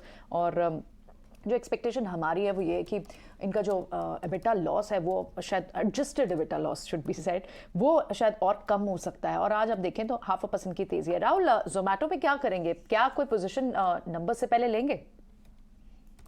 नहीं, जोमेटो पे पोजीशन अभी इनिशिएट नहीं करेंगे। मोमेंटम अपसाइड की तरफ थोड़ा बनता हुआ नजर आ रहा है, बट 66 के ऊपर ही हम एक लॉन्ग इनिशिएट करेंगे। तो करंट मार्केट प्राइस 64 है, 66 के ऊपर अगर क्रॉस कर जाता है, एक अच्छा बुलिश कैंडल बनाता है, तभी हम लॉन्ग इनिशिएट करेंगे। ऑल्सो मार्केट के निफ्टी के बारे में एक बात बताना चाहूंगा कि अगर आप देखते हैं कि एक 9:45 10 बजे के बाद भी बैंक निफ्टी का स्ट्रेंथ ऐसे ही बना रहा है, जैसे अभी देखिए bank Nifty is considerably stronger than Nifty, तो निफ्टी पे एक लॉन्ग पोजीशन लिया जा सकता है आज के लिए। और एक्चुअली एकदम सवाल पूछने के बाद मेरा ध्यान एसबीआई पर भी गया कि स्टॉक क्या ट्रेड वहां बनता है। बैंक की स्ट्रेंथ आज मेजरली पीएसयू बैंक से आ रही है। एसबीआई के अच्छे नंबर्स, लगभग 2% की तेजी। एसबीआई में तेजी बढ़ सकती है क्या रत्नेश? एसबीआई में कल के नतीजे में थोड़ा सा हमको एक प्रॉफिट बुकिंग देखने को मिली थी, पर फिर भी अपने महत्वपूर्ण सपोर्ट लेवल के ऊपर ट्रेड कर रहा है। चार्ट में भी किसी भी तरह का इसमें कुछ चेंजेस नहीं हुआ, तेजी का ही चार्ट बना हुआ है, की एवरेजेस के भी ऊपर ट्रेड कर रहा है। आज के सत्र में ओपन करने के बाद में भी इसने कल के लो को होल्ड कर रखा है, तो मुझे ऐसा लगता है कि तेजी यहाँ पे जरूर बनना चाहिए। इसमें स्टॉप लॉस लगाना चाहिए 565 का, और मुझे ऐसा लगता है आने वाले दिनों में या हो सकता है 2-1 दिनों में ही हमको 600 रुपए तक के टारगेट इसमें वापस से हमको देखने को मिल सकते हैं। ठीक है, ओके। सुबह आप डिस्कस कर रहे थे अजय 1.5-2% की तेजी, और ये तेजी बढ़ सकती है। रत्नेश भी यहाँ पर कुछ लेवल्स तो बता के गए हैं, ठीक है। इसे वॉच करेंगे इस स्टॉक को। लेकिन इस बीच पिछले कुछ मिनटों में जो तेजी बढ़ी है वो लार्ज कैप आईटी स्टॉक्स में भी बढ़ी है। HCL tech, Infosys, Tech Mahindra, इन सब में अच्छी मूव है। TCS में भी इनफैक्ट आधे से 1% तक की मूव, और विप्रो भी। तो पिछले 5 मिनटों में आप लार्ज कैप IT के बिगीज को देखें तो इन सब में आपको मूव दिख रही है, और कुछ फार्मा स्टॉक्स भी ऊपर आए हैं, सिप्ला और सन फार्मा जैसे स्टॉक्स। बाजार आज क्या IT की तरफ थोड़ा टिल्ट हो सकता है? अगर बैंक स्ट्रेंथ दिखा रहे हैं तो क्या बैंक्स के साथ ही रहे संतोष, या फिर कुछ और बेट्स जहां पर शॉर्ट कवरिंग का बाउट दिख रहा है जैसे कि IT, वहां पर भी टिल्ट हो सकता है? मुझे लगता है आज मार्केट को दोनों ही तरफ से सपोर्ट मिलेगा, और साथ में लगता है रिलायंस का भी सपोर्ट मिल सकता है। तो मार्केट में अगर जैसे इनिशियली ऊपर खुलने के बाद थोड़ा सा प्रेशर आया था, तो उसको एक बाइंग अपॉर्चुनिटी के रूप में देखना चाहिए।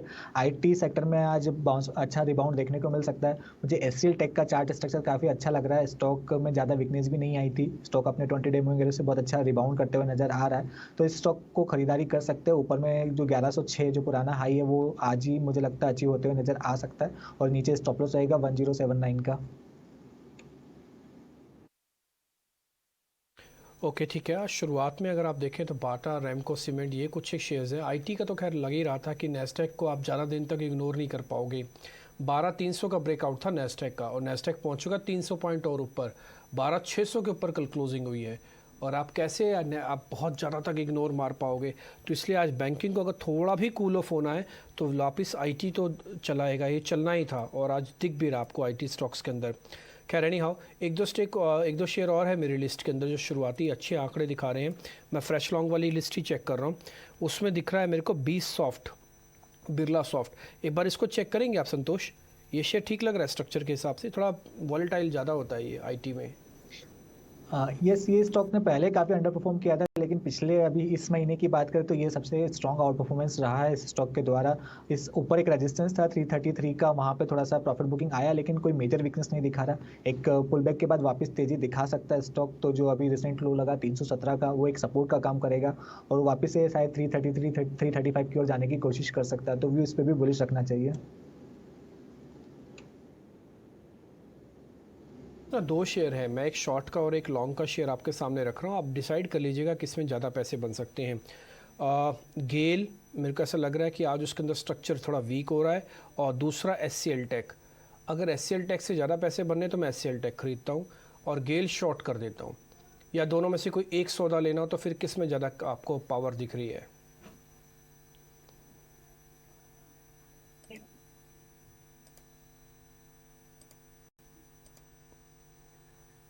राहुल, आपसे ये सवाल, या तो मैं HCL टेक प्लस करूंगा तो गेल शॉर्ट करूंगा, दोनों भी कर सकता हूं, दोनों को छोड़ भी सकता हूं। आप चॉइस बता दीजिए आपकी क्या है। जी, गेल तो आज फिलहाल लॉन्ग नहीं करेंगे, पूरा स्ट्रक्चर वीक लग रहा है। अगर आप HCL टेक की बात करें तो HCL Tech can be a long candidate intraday के लिए। शॉर्ट टर्म के लिए एक रेजिस्टेंस है 11010 के आसपास, 1105 से 1110, बट इंट्राडे में मोमेंटम है HCL टेक के पास। आप छोटे टाइम फ्रेम चार्ट पे भी मोमेंटम दिख रहा है, तो आप प्लस HCL टेक को कर सकते हैं, गेल से अभी लॉन्ग नहीं करेंगे।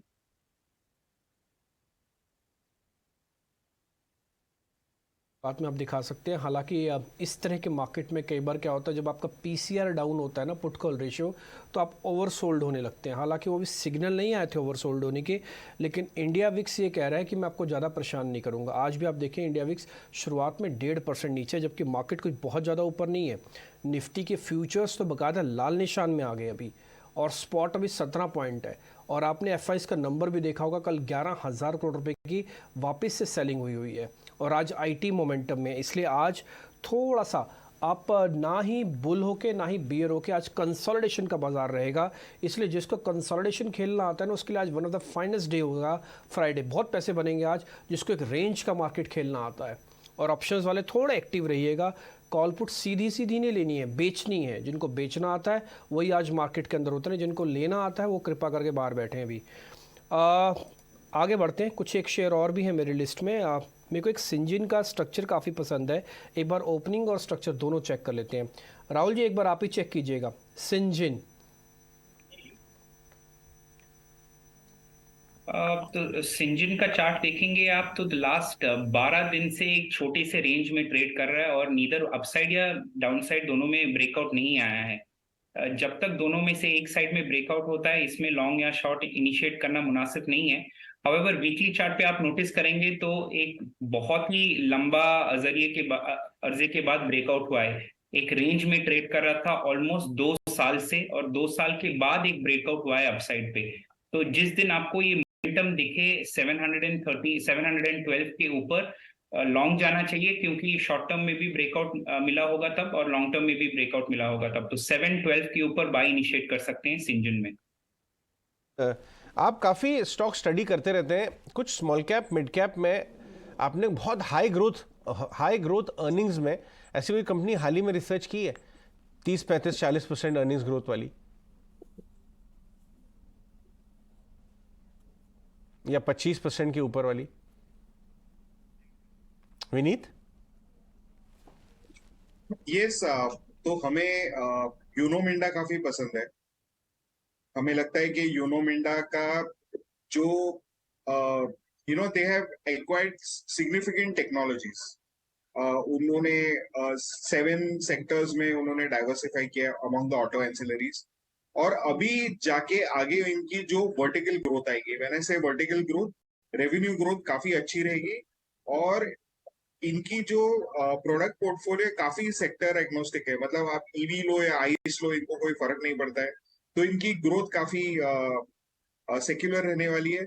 इनका एक्सपोर्ट बिजनेस भी काफी अच्छी तरह से होने वाला है।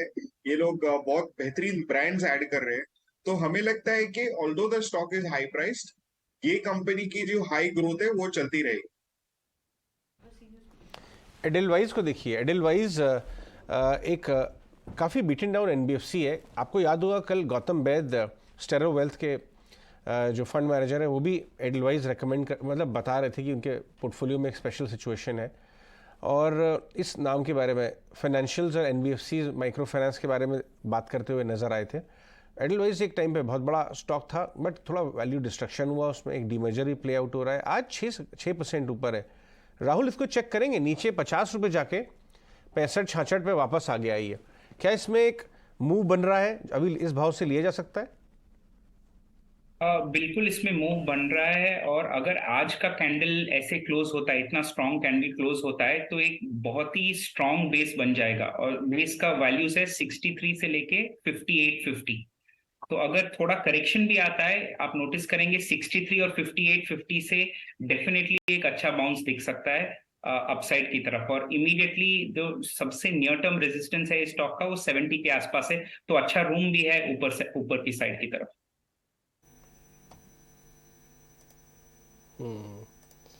कुछ शेयर्स ऐसे हैं एक्चुअली में, अगर आज आप लिस्ट चेक कर रहे होंगे ना, तो आपको बाटा और रेमको सीमेंट शुरुआत में 2 अच्छे शेयर्स दिख रहे होंगे, और काफ़ी सारे लोग बाटा को लेकर एग्रेसिव भी होंगे। लेकिन मेरा ऐसा मानना है कि बाटा शायद बहुत बड़ा पुल बैक आपको नहीं देगा। संतोष जी, एक बार जरा आप टेस्ट करके बताइए। देखिए खुलने के बाद ना धीरे धीरे करके नीचे आ रहा है। ये हो क्या रहा है ना, इस चैनल का ब्रेकआउट है, लेकिन ब्रेकआउट वाले शेयर्स ज़्यादा थोड़ी चलते हैं, तो डाउन चैनल का ब्रेकआउट वाला शेयर है। तो इनकी एक मर्यादा है। ये जैसी खबर आएगी, रिजल्ट्स आएंगे, उस दिन लगेगा कि देखिए आफत मचा दी इन्होंने, लेकिन उसके बाद ही नीचे आ जाते हैं वापस से। तो बाटा के अंदर ऊपरी लेवल पे फंसने की ज़रूरत तो नहीं है ना अभी? यस, बाटा की बात करें तो इसने काफ़ी ज़्यादा अंडर परफॉर्म किया था। हालांकि ये बॉटम तो इसने बना दिया है, राउंडिंग बॉटम फॉर्मेशन बनाया है, लेकिन जो 1600 का लेवल है एक्चुअली साइकोलॉजिकल लेवल भी है। साथ ही यहाँ पर इसने ब्रेकडाउन देने के बाद बड़ी फॉल आई थी, तो 1600 का लेवल इतनी आसानी से और इतनी जल्दी से क्रॉस होगा नहीं, और वहीं से फिर से सेलिंग प्रेशर आ रहा है। हो सकता है स्टॉक को एक पुल बैक दिखाकर नीचे 1500 तक आए। 1500 का लेवल ऐसा होगा जहाँ पर आप फ्रेश एंट्री ले सकते हैं। अभी मुझे लगता है कि रिस्क है कि शायद ये स्टॉक 1520-1500 तक आ सकता है। एक शेयर राहुल जी मेरे को आपसे पता करना है, मेरी लिस्ट में आ गया, वो है सन फार्मा। आप देख रहे होंगे चार्ट, आप खुद भी आइडिया लगाएंगे इसके अंदर कि ये शेयर काफ़ी अच्छे से पिटा। 1000 के बाद जैसे फिसला है तो 930 के आसपास आके ये एक इम्पॉर्टेंट सपोर्ट पे है। आज पहली बार कई रेड कैंडल्स बनने के बाद कुछ ग्रीन कैंडल्स बनना शुरू हो रही है इसमें। मैं थोड़ा ग्रीडी भी हूँ, इसलिए मैं एक छोटा स्टॉप लॉस ला के बाय करना चाहता हूँ। कर सकता हूँ क्या? 930 पे चल रहा है, उस स्टॉक की बात कर रहे हैं ना? हाँ बिल्कुल, सन फार्मा एक ही है सर। 930 नहीं 930 पे अभी बाय करना मुनासिब नहीं होगा, प्योरली बिकॉज इंट्राडे मूव्स आ सकते हैं, टेक्निकल पुलबैक्स आ सकते हैं, बट पूरा स्ट्रक्चर चार्ट का ही बहुत वीक है और मल्टीपल टाइम फ्रेम्स पे वीक है। तो लॉन्ग तो अभी नहीं जाएंगे। अगर एक कॉन्ट्रा लॉन्ग इनिशिएट करना चाहते हैं एक शॉर्ट टर्म की तरफ, तो उसका लेवल होगा अराउंड 900 के आसपास, 902 903, वहां पे आप इनिशिएट करने की सोच सकते हैं। वो भी एक कंफर्मेशन के साथ मैं इनिशिएट करने की सलाह दूंगा कि आपको एक कोई भी बुलिश कैंडलस्टिक पैटर्न मिलता है वहां पे उस लेवल के आसपास तो ही इनिशिएट करना चाहिए लॉन्ग। ओके, ठीक है। इस बीच कंप्लीट सर्कल के गौतम वैद्य से हमने बातचीत की। उन्होंने कुछ अलग अलग मिड कैप कैटेगरी के बेहतरीन स्टॉक्स बताए। आइए सुन लेते हैं वो कौन कौन से शेयर्स के बारे में चर्चा कर रहे हैं। हाल ही में जो चल रहा है इसमें बहुत क्लियरली लेंडिंग कंपनीज के लिए ये उदय कोटक के शब्दों में सिंड्रेला मोमेंट चल रहा है। अब कोई भी लेंडर को देखिए, affordable housing finance company, micro finance companies, private sector, public sector banks, NBFCs, सब सारे कंपनीज ने बहुत अच्छे रिजल्ट्स दिए हैं एंड वेरी बुलिश कमेंट्री दी है for the next few years.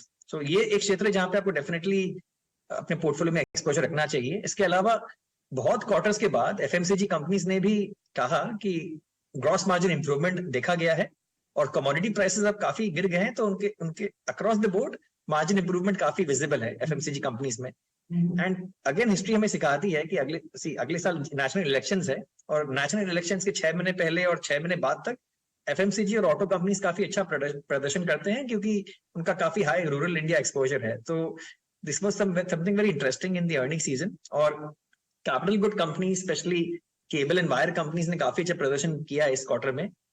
IT sector में काफी डिसअपॉइंटमेंट रहा, काफी लार्ज कैप आईटी कंपनीज ने खराब नतीजे पोस्ट किए और ये यूएस यूरोप में जो स्लो डाउन चल रहा है उसकी वजह से नियर टू मीडियम टर्म थोड़ा डिफिकल्ट लग रहा है आईटी कंपनीज के लिए। And with in IT mid cap ITs and small cap IT companies ज्यादा स्ट्रगल करेंगे बिकॉज ये कंपनीज ओवरशूट करते हैं अपसाइड पे भी डाउन साइड पे भी। तो अगर आपको मिड कैप या स्मॉल कैप आईटी कंपनीज खरीदनी है, आपको ये गौर देना और ध्यान से देखना पड़ेगा कि लार्ज कैप आईटी कंपनीज की कमेंट्री कैसी आ रही है। तो this was a basic wrap up of the earning season, लेकिन काफी इवेंटफुल अर्निंग सीजन रहा है। आई थिंक एक एक्टिव फंड मैनेजर के लिए या एक एक्टिव स्टॉक पिकर के लिए this is one of the best times to be in India. तो हम लोग रियल एस्टेट और हाउसिंग पे काफी बुलिश हैं at Complete Circle, Stella Wealth, PMS and हम लोग खेल रहे हैं ये real estate recovery through housing finance companies and through home improvement plays and through housing ancillary stocks like certain paint companies। तो हमारे PMS पोर्टफोलियो में एक small cap branded paint company भी है। फुल डिस्क्लोजर मैं नाम भी शेयर कर लेता हूँ आपके साथ, सिरका पेंट्स इस कंपनी का नाम है एंड ये कंपनी काफी अच्छी ग्रोथ ट्रेजेक्टरी पे है, नॉर्थ इंडिया बेस्ड कंपनी है एंड हम होम इंप्रूवमेंट स्पेस पे काफी बुलिश हैं, हाउसिंग फाइनेंस कंपनीज पे काफी बुलिश हैं एंड आई थिंक अगले कई सालों तक आपको सेक्युलर ट्रेंड दिखेगा इन दो क्षेत्रों में। तो अगर आपको रियल एस्टेट साइकिल खेलना है तो रियल एस्टेट डेवलपर्स के बजाय ये ancillary place like housing finance and home improvements एक बेटर तरीका है इस साइकिल को खेलने के लिए। हम लोग के पास सिरमा एसजीएस टेक्नोलॉजी हमारे पीएमएस पोर्टफोलियोज और इंडिया फंड पोर्टफोलियोज में है एंड ये एक ऐसी इंडस्ट्री है जो अगले 3-4 साल तक बहुत तेजी से ग्रो करने वाली है। एंड पिछले एक दशक में हमने देखा है that low cost contract manufacturing is in India's DNA. ये हमारे पास एक बहुत स्ट्रॉन्ग कॉम्पिटिटिव एडवांटेज है because of our low labour cost कि हम लोग कॉन्ट्रैक्ट मैन्युफैक्चरिंग बहुत बढ़िया तरीके से कर लेते हैं। तो आप नवीन फ्लोरिन देखिए, एसआरएफ देखिए, वरुण बेवरेजेस देखिए, आप सिरमा एसजीएस टेक्नोलॉजी देखिए, ये सारे कॉन्ट्रैक्ट मैन्युफैक्चरर्स बहुत बढ़िया प्रदर्शन किए हैं पिछले एक डेकेड में। And again standard disclosure we are holding all these 4 stocks in our PMS and India fund portfolios. And मुझे लगता है जैसे आईटी का बूम आया था 90s के दशक में, वैसे ये दशक में contract manufacturing is going to be a very big theme because पूरी दुनिया के ग्लोबल कॉर्पोरेट जायंट्स जैसे जैसे वो चाइना से बाहर निकलकर एक second alternative supply mechanism establish कर रहे हैं, India is one of the clearest beneficiaries. तो इसकी वजह से कॉन्ट्रैक्ट मैन्युफैक्चरिंग बहुत बड़ा थीम बन सकता है इस कमिंग डेकेड में। कॉन्ट्रैक्ट मैन्युफैक्चरिंग हर फील्ड में बड़ा थीम बन रहा है। पहले आईटी में था, ऑफ कोर्स ये इसमें था, केमिकल्स में था, फार्मा में था, लेकिन अब इलेक्ट्रॉनिक्स में जा रहा है, स्पेशलिटी केमिकल में जा रहा है, बहुत सारे नए नए कैटेगरीज में आप देख सकते हैं। इसीलिए आपको एम्बर, डिक्सन, सिरमा एसजीएस आज भी अच्छे नज़र आ रहे हैं। लेकिन ये पूरे ceramic space, tiles and ceramic, जब से कजारिया के नंबर्स आए उसके बाद से एक सेंस ही आ रहा है बाजार में। सेरा को देखिए, कजारिया को इंट्राडे देखिए, ओरिएंट बेल को देखिए, 3-4 दिन से चल रहा है, आज भी डेज हाई पे। यहाँ पे एक बॉटमिंग का सेंस नज़र आ रहा है। 611 क्रॉस, इसका 1 महीने का ग्राफ देखिए, इसमें और तेज़ी है, इसमें और कजारिया में 1 महीने में अच्छी तेज़ी बनी है। राहुल जरा चार्ट चेक करके बताएं इन 3-4 स्टॉक्स के किसमें मजबूती है अगर यहां से पोजिशनल बेट लेना चाहें तो कजारिया का एक बहुत ही इंटरेस्टिंग ब्रेकआउट लेवल पे है, तो कजारिया देख सकते हैं। आज भी आप देखेंगे मार्केट से स्ट्रांग लग रहा है, तो कजारिया अगर आप 1260 1270 के ऊपर एक अभी भी टाइम है, सस्टेन करता है तो एक ब्रेकआउट भी होगा, एक अच्छा बुलिश पैटर्न से भी ब्रेकआउट दिया होगा तो लॉन्ग जा सकते हैं, which would be my preferred pick out of this.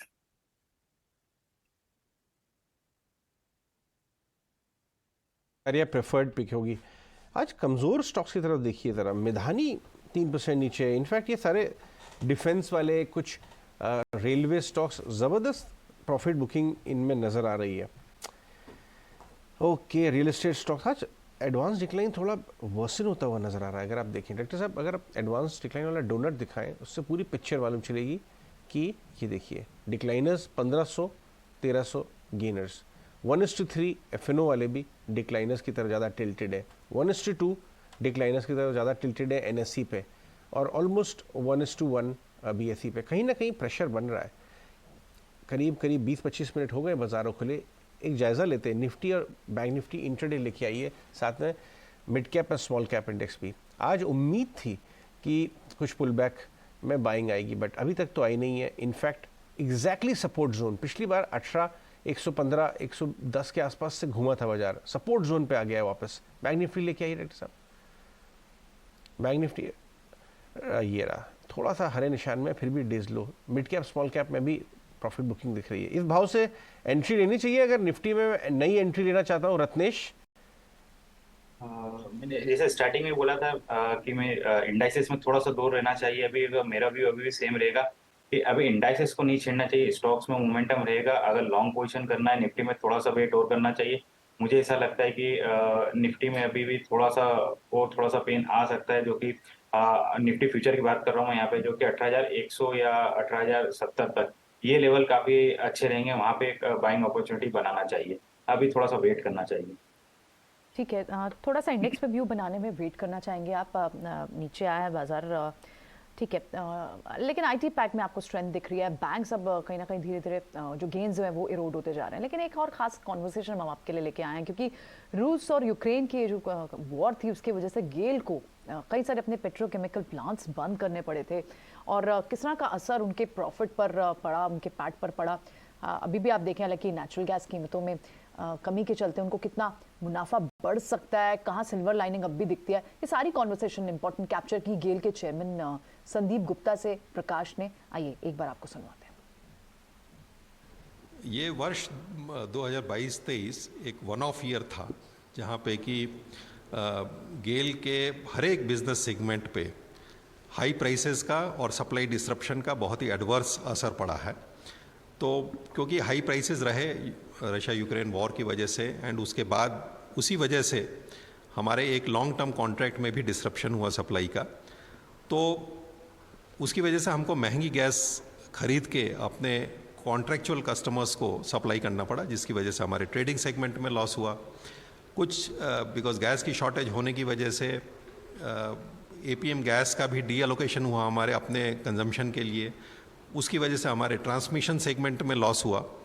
और क्योंकि गैस के प्राइसेस हाई रहे, उस वजह से हमको अपना पेट्रोकेमिकल प्लांट भी कम कैपेसिटी पे चलाना पड़ा substantial period of the year के लिए, और उसकी वजह से हमारे पेट्रोकेमिकल सेगमेंट में भी लॉस हुआ। नाउ आगे जाते हुए अब हमको दिख रहा है कि ये गैस के प्राइसेस अब काफ़ी हद तक नॉर्मल लेवल्स पे आ गए हैं, और अब आगे के पीरियड में हमारे को संभावना है कि अब जो बुरा असर था वेरियस बिजनेस सेगमेंट्स पे वो अब नहीं रहेगा, और इस वर्ष में हम उम्मीद करते हैं कि हमारी प्रॉफिटेबिलिटी वापस नॉर्मल लेवल्स पे पहुंच जाएगी। दो अहम फैक्टर्स हैं, एक तो गैस के प्राइसेस इंटरनेशनल मार्केट में भी कम हुए हैं, और जहाँ तक एपीएम गैस का सवाल है, क्रेडिट पार्टी कमेटी की रिपोर्ट को सरकार ने लागू किया है, जिसकी वजह से गैस की कीमतें डोमेस्टिक मार्केट में भी कम आई हैं। तो इसका कितना इम्पैक्ट होगा आने वाले दिनों में दोनों ही साइड से? दोनों ही साइड से, जैसे इंटरनेशनल प्राइसेस भी अब कम हो रहे हैं, और क्रेडिट पार्टी कमेटी की वजह से भी अब क्योंकि फार्मूला अब आ गया है, मंथली प्राइसेस डिक्लेयर होंगे, इंडियन क्रूड बास्केट का 10% ही प्राइसेस रहेंगे, फ्लोर और सीलिंग के साथ रहेंगे। तो इस वजह से डेफिनेटली गैस का कंजम्पशन बढ़ने की उम्मीद है। सीएनजी में, डोमेस्टिक पीएनजी में, इंडस्ट्रियल कमर्शियल पीएनजी में कंजम्पशन बहुत बढ़ने की उम्मीद है। बहुत सारी इंडस्ट्री, जैसे कि मैंने आपको बताया, गेल का अपना पेट्रोकेमिकल प्लांट हमको शट डाउन करना पड़ा बिकॉज प्रॉफिटेबिलिटी नहीं थी। इसी तरह दूसरे कंज्यूमर्स ने भी अपने प्लांट्स को या तो बंद रखा या कम कैपेसिटी पर चलाते रहे। गैस बेस्ड प्लांट्स अभी तक गैस कंज्यूम करने में उनकी वायबिलिटी नहीं बनती है। तो ये प्राइसेस अगर कम होंगे तो ये सारे कंज्यूमर्स के लिए गैस का कंजम्पशन बहुत ही फ़ायदेमंद होगा। एंड इसलिए हम समझते हैं कि अगर गैस प्राइसेस लोअर रहेंगे तो गैस का कंजम्पशन काफ़ी रोबस्ट ढंग से बढ़ पाएगा। सप्लाई की जहाँ तक बात है, क्योंकि आपने जिक्र भी किया रशिया यूक्रेन वॉर की वजह से जहाँ लॉन्ग टर्म कॉन्ट्रैक्ट रखते खासकर गैसप्रॉम के साथ, तो अभी क्या स्टेटस है? सप्लाई रिज्यूम हो गया है पूरी तरीके से कॉन्ट्रैक्ट के हिसाब से, और आपने जो सप्लाई कट किया था अपने कंज्यूमर्स के लिए उस पर अभी क्या स्टेटस है? गैसप्रॉम ने फोर्स मेजर एलेज किया था, जो कि हमने वास्तव माना नहीं था, क्योंकि एक पोर्टफोलियो कॉन्ट्रैक्ट था जहाँ पे कि उनको ज़रूरी नहीं था कि रशियन गैस ही सप्लाई करें, वो दूसरी जोग्राफीज से लेके भी गैस सप्लाई कर सकते थे। अब उन्होंने मार्च ऑनवर्ड्स सप्लाईज रिज्यूम कर दी, और अब हमको पिछले 2 महीने से जो नॉर्मल लेवल्स थे 4 कार्गो पर मंथ के, वो हमको मिल रहे हैं। सो एक तरह से हम मानते हैं कि अब ये कॉन्ट्रैक्ट में सप्लाईज नॉर्मलाइज हो गई हैं। और जहाँ तक कट्स का सवाल है, ये हमने लगभग मिड मार्च के अराउंड हमने अपने सारे कंज्यूमर्स का कट हटा दिया है, और अब उनको सप्लाईज नॉर्मल लेवल्स पे हो रही हैं। लॉन्ग टर्म कॉन्ट्रैक्ट करने के लिए अपने कई फोकस इस तरफ बढ़ा, खासकर जब हमने पिछले दिनों जो स्थितियां बनी उसको ध्यान में रखते हुए, तो कौन कौन से ऐसे देश हैं या कंपनीज हैं जिनके साथ आने वाले दिनों में गेल लॉन्ग टर्म कॉन्ट्रैक्ट की तरफ आगे बढ़ेगा? जिस तरह से देश में गैस के कंजम्पशन का एक्सपेक्टेशन है कि बढ़ेगा, तो गेल कोशिश कर रहा है कि अपने लॉन्ग टर्म कॉन्ट्रैक्ट्स को भी बढ़ाए। लॉन्ग टर्म कॉन्ट्रैक्ट्स को बढ़ाने के लिए ज़्यादा ज़रूरत तब भी थी जब प्राइसेस बहुत हाई थे, बट ये प्राइसेस का कुछ भरोसा नहीं है, ये आगे जाके भी बढ़ सकते हैं। तो इसलिए लॉन्ग टर्म कॉन्ट्रैक्ट होने चाहिए, बिकॉज इसमें सप्लाई की एश्योरेंस भी रहती है। जहाँ पे एडिशनल गैस अवेलेबल है दुनिया में, वहीं पर लॉन्ग टर्म कॉन्ट्रैक्ट्स में हमको एडिशनल गैस मिल सकती है। यूएस में है, मिडिल ईस्ट में है, तो हम ऐसी सारी कंट्रीज़ के साथ, ऐसे सारे कस्टमर्स के साथ जिनके पास ज़्यादा अधिक गैस अवेलेबल होने की उम्मीद है, उन सब से बातचीत हमारी चल रही है, और होपफुली हम जल्दी ही कुछ इस बारे में फैसला ले पाएंगे। एक आखिरी, जैसा कि हमने आपको सुबह बताया था कि रुपी में वीकनेस आ रही है, और अंडर परफॉर्मेंस है आईटी स्टॉक्स में। ऑलरेडी 3-4 दिन से चल नहीं पाए थे, लेकिन आज वो सहारा दे रहे हैं। अगर आईटी स्टॉक्स नहीं होते तो बाजार शायद ओवरऑल और ज़्यादा कमज़ोर हो सकता था। इन्फोसिस टॉप गेनर है इंडेक्स में, उसके साथ साथ एचसीएल टेक महिंद्रा, एलएनटी, माइंडट्री, सब में रिबाउंड आ रहा है। चला ही नहीं है इन्फोसिस, इसमें रिस्क रिवॉर्ड काफ़ी ज़्यादा है। आईटी में हाई ग्रोथ कंपनी तो चल चुकी हैं और चल रही हैं, उनमें से आप देखिए साइंट, परसिस्टेंट 48 रुपये का हो गया। 17 मार्च को इसका भाव 3850 का लो बनाया था परसिस्टेंट ने इन्फोसिस के रिजल्ट वाले दिन।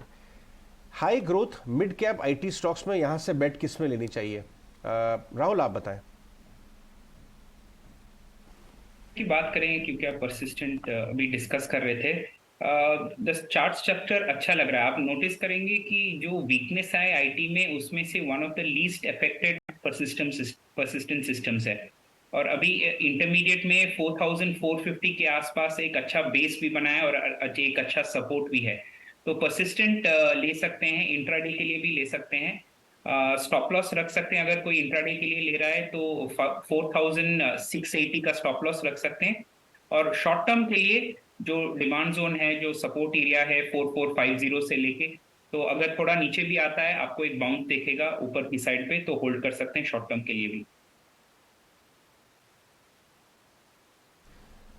एक बार वापस से बैंक निफ्टी को लेके आइए, उसमें थोड़ी सी मजबूती ज़्यादा थी थैंक्स टू एसबीआई में 2% का अपमूव, लेकिन अब बैंक निफ्टी लाल निशान में चला गया है। मेरे हिसाब से थोड़ा प्रॉफिट मेकिंग शायद एसबीआई में भी आ रही होगी, थोड़ा रिलक्टेंट है। कई बार ऐसा होता है कि स्टॉक और फंडामेंटल एक साथ नहीं चलते, कुछ ऐसे समय आते हैं। मजबूत नतीजों के बाद भी एसबीआई में थोड़ी सी प्रॉफिट बुकिंग आ रही है। किस लेवल पे री एंट्री का मौका देखेंगे आप संतोष एसबीआई में? यस, एसबीआई की बात करें तो एसबीआई सपोर्ट के आसपास ही है, मुझे लगता है जो इसका 20 डे मूविंग एवरेज है करीबन 570 के आसपास है, तो इन करंट लेवल पे बाइंग की जा सकती है। स्टॉप लॉस आपका रहेगा 565 रुपए का, तो अभी जो जिस लेवल के आसपास है वो एक अच्छा बाइंग लेवल ही है। बाइंग लेवल आप देख रहे हैं, बैंक्स नहीं चल रहे, आईटी चल रहे हैं, और वैसे देखा भी ये जाता है दोनों स्पेसेस बिल्कुल ऑपोजिट होते हैं। अगर आईटी चल रहा है तो बैंक्स नहीं चल रहे, तो आज बैंक्स नहीं चल रहे, आईटी चल रहा है। आईटी में पिछले कुछ मिनटों में स्ट्रेंथ बढ़ी भी है, दूसरे कुछ और काउंटर्स में भी, लेकिन एट द सेम टाइम कुछ फार्मा काउंटर्स में भी आपको मूव दिख रही है, तो बाजार थोड़ा डिफेंसिव तो टिल्टेड है। सन फार्मा हालांकि सुबह अब से पहले जो गेंस है वो भी वहां भी इरोड हुए हैं, लेकिन फिर भी आपको क्या साइंस ऑफ स्ट्रेंथ नेस्ले और कुछ फार्मा पैक में सिप्ला, सन फार्मा यहाँ ढूंढने चाहिए राहुल? तो जैसे मैंने थोड़ी देर पहले भी कहा, हम अभी लॉन्ग इनिशिएट नहीं करेंगे। जनरली फार्मा सिप्ला, आप जो दूसरे स्टॉक की बात किए, कल का जो मूव था सिप्ला में, वो जो शॉर्ट टर्म मूविंग एवरेज के नीचे लेके गया है इस स्टॉक को, तो अभी इस पे भी हम लॉन्ग अभी इनिशिएट नहीं करेंगे। जनरली अगर आप स्ट्रक्चर देखें तो बेटर सेक्टर्स है, जैसे टायर स्टॉक्स बेटर हैं, रियल्टी स्टॉक्स बेटर हैं, कुछ मिड कैप आईटी नेम्स, बहुत ही सिलेक्टिव नेम्स अच्छा कर रहे हैं, तो उसमें बने रहना चाहिए, ना कि अभी फार्मा में। लेकिन जिन स्पेसेस में अच्छी पिटाई हुई, रियल एस्टेट जैसे पिछले 2-3 दिनों से अच्छा खासा ड्रैगर था, क्योंकि मूव थी वहां पर, वहां प्रॉफिट बुक हुए हैं, तो क्या एक बार के लिए रीबाउंड के लिए कोई अच्छे ट्रेड्स यहाँ इस स्पेस से भी दिख रहे हैं? संतोष, ब्रॉय रियलिटी देखें, वहां पर पिछले कुछ मिनटों में बड़ी तेजी, कुछ स्ट्रेंथ दिख रही है। गोदरेज प्रॉपर्टीज रिकवर हुआ है, क्या यहाँ इस स्पेस में कुछ नजर होगी आपकी? यस, ये स्पेस में देखें तो एक अच्छी तेजी के बाद प्रॉफिट बुकिंग आई है। हालांकि अभी यहाँ पर कोई मेजर स्ट्रेंथ तो देखने को नहीं मिल रही है, बट एक ये overall reality important support level के आसपास है, 880 के आसपास, तो कोई एक कॉन्ट्रा ट्रेड लेना चाहता है तो 870 के स्टॉप लॉस में खरीदारी कर सकता है। यहाँ से रिबाउंड आता है तो 920 तक की अपसाइड देखने को मिल सकती है।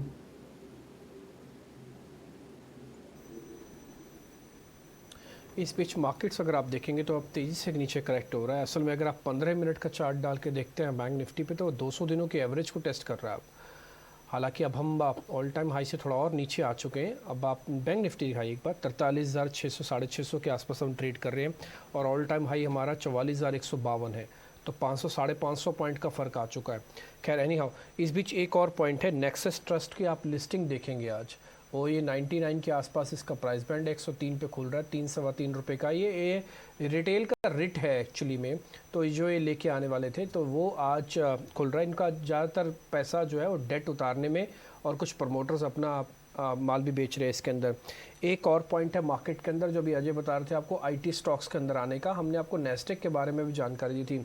इसमें कोई दो राय नहीं है कि डीकपल्ड थे हम, लेकिन धीरे धीरे करके आप बहुत दिन तक डीकपल्ड नहीं रहेंगे। अगर नेस्टेक ब्रेकआउट करेगा तो आईटी को आना ही होगा, और वो आज आ ही रहा है, भले धीरे धीरे करके आ रहा है, लेकिन उनके अंदर आज आप परसेंटेज गेन बड़े और छोटे दोनों शेयर्स के अंदर देख पा रहे हैं। हमने एक चार्ट के जरिए आपको बताया भी कि 12,300 का ब्रेकआउट होने के बाद 12,600 हो चुका नेस्टेक, अब धीरे धीरे कैचअप होगा।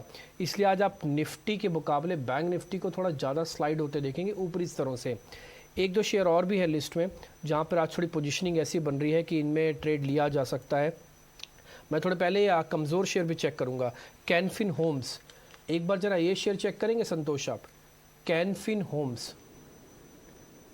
यस, इस स्टॉक की बात करें तो इस स्टॉक में हमने एक अच्छी रैली देखी थी, लेकिन ऊपर के लेवल से एक प्रॉफिट बुकिंग आ रही है, वीकनेस जरूर आई है, बट अभी मेरे हिसाब से यहाँ पर फ्रेश शॉर्ट तो नहीं करना चाहिए। मेरी नज़र रहेगी 640 के लेवल पर। अगर वो 640 का सपोर्ट लेवल होल्ड करने में कामयाब हो जाता है तो फिर से बाउंस बैक देखने को मिल सकता है।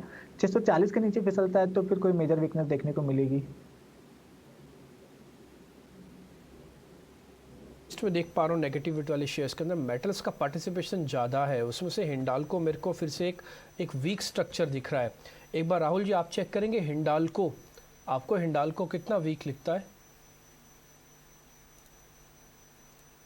तो हिंडाल्को की अगर आप बात करेंगे तो वीक तो स्ट्रक्चर है, बट अभी शॉर्ट टर्म में एक सपोर्ट एरिया के बहुत पास आ रहा है, तो अराउंड 380 और 385 के बीच, जो ज़्यादा दूर नहीं, शायद 2-3% ही दूर है, वहाँ पे आएगा तो वहाँ से आप एक अच्छा बाउंस का उम्मीद कर सकते हैं। बट शॉर्ट टर्म ट्रेडर्स को इसको लॉन्ग नहीं करना चाहिए। इसका मेन ये वजह है कि 425 पे एक रेजिस्टेंस भी आपको मिल जाएगा, और आज का कैंडल अगर ऐसे क्लोज होता है तो यहाँ पर भी एक रेजिस्टेंस बन जाएगा। तो अभी फिलहाल नो ट्रेड जोन में है, एक कॉन्ट्रा लॉन्ग लेना चाहते हैं तो 380 और 385 के बीच में जहां पे एक सपोर्ट जोन है वहां से लॉन्ग कर सकते हैं बहुत ही शॉर्ट टर्म के लिए। 10 बाजार में थोड़ी सी कमजोरी हावी है फर्स्ट हाफ में, देखते हैं सेकेंड हाफ में क्या होता है, लेकिन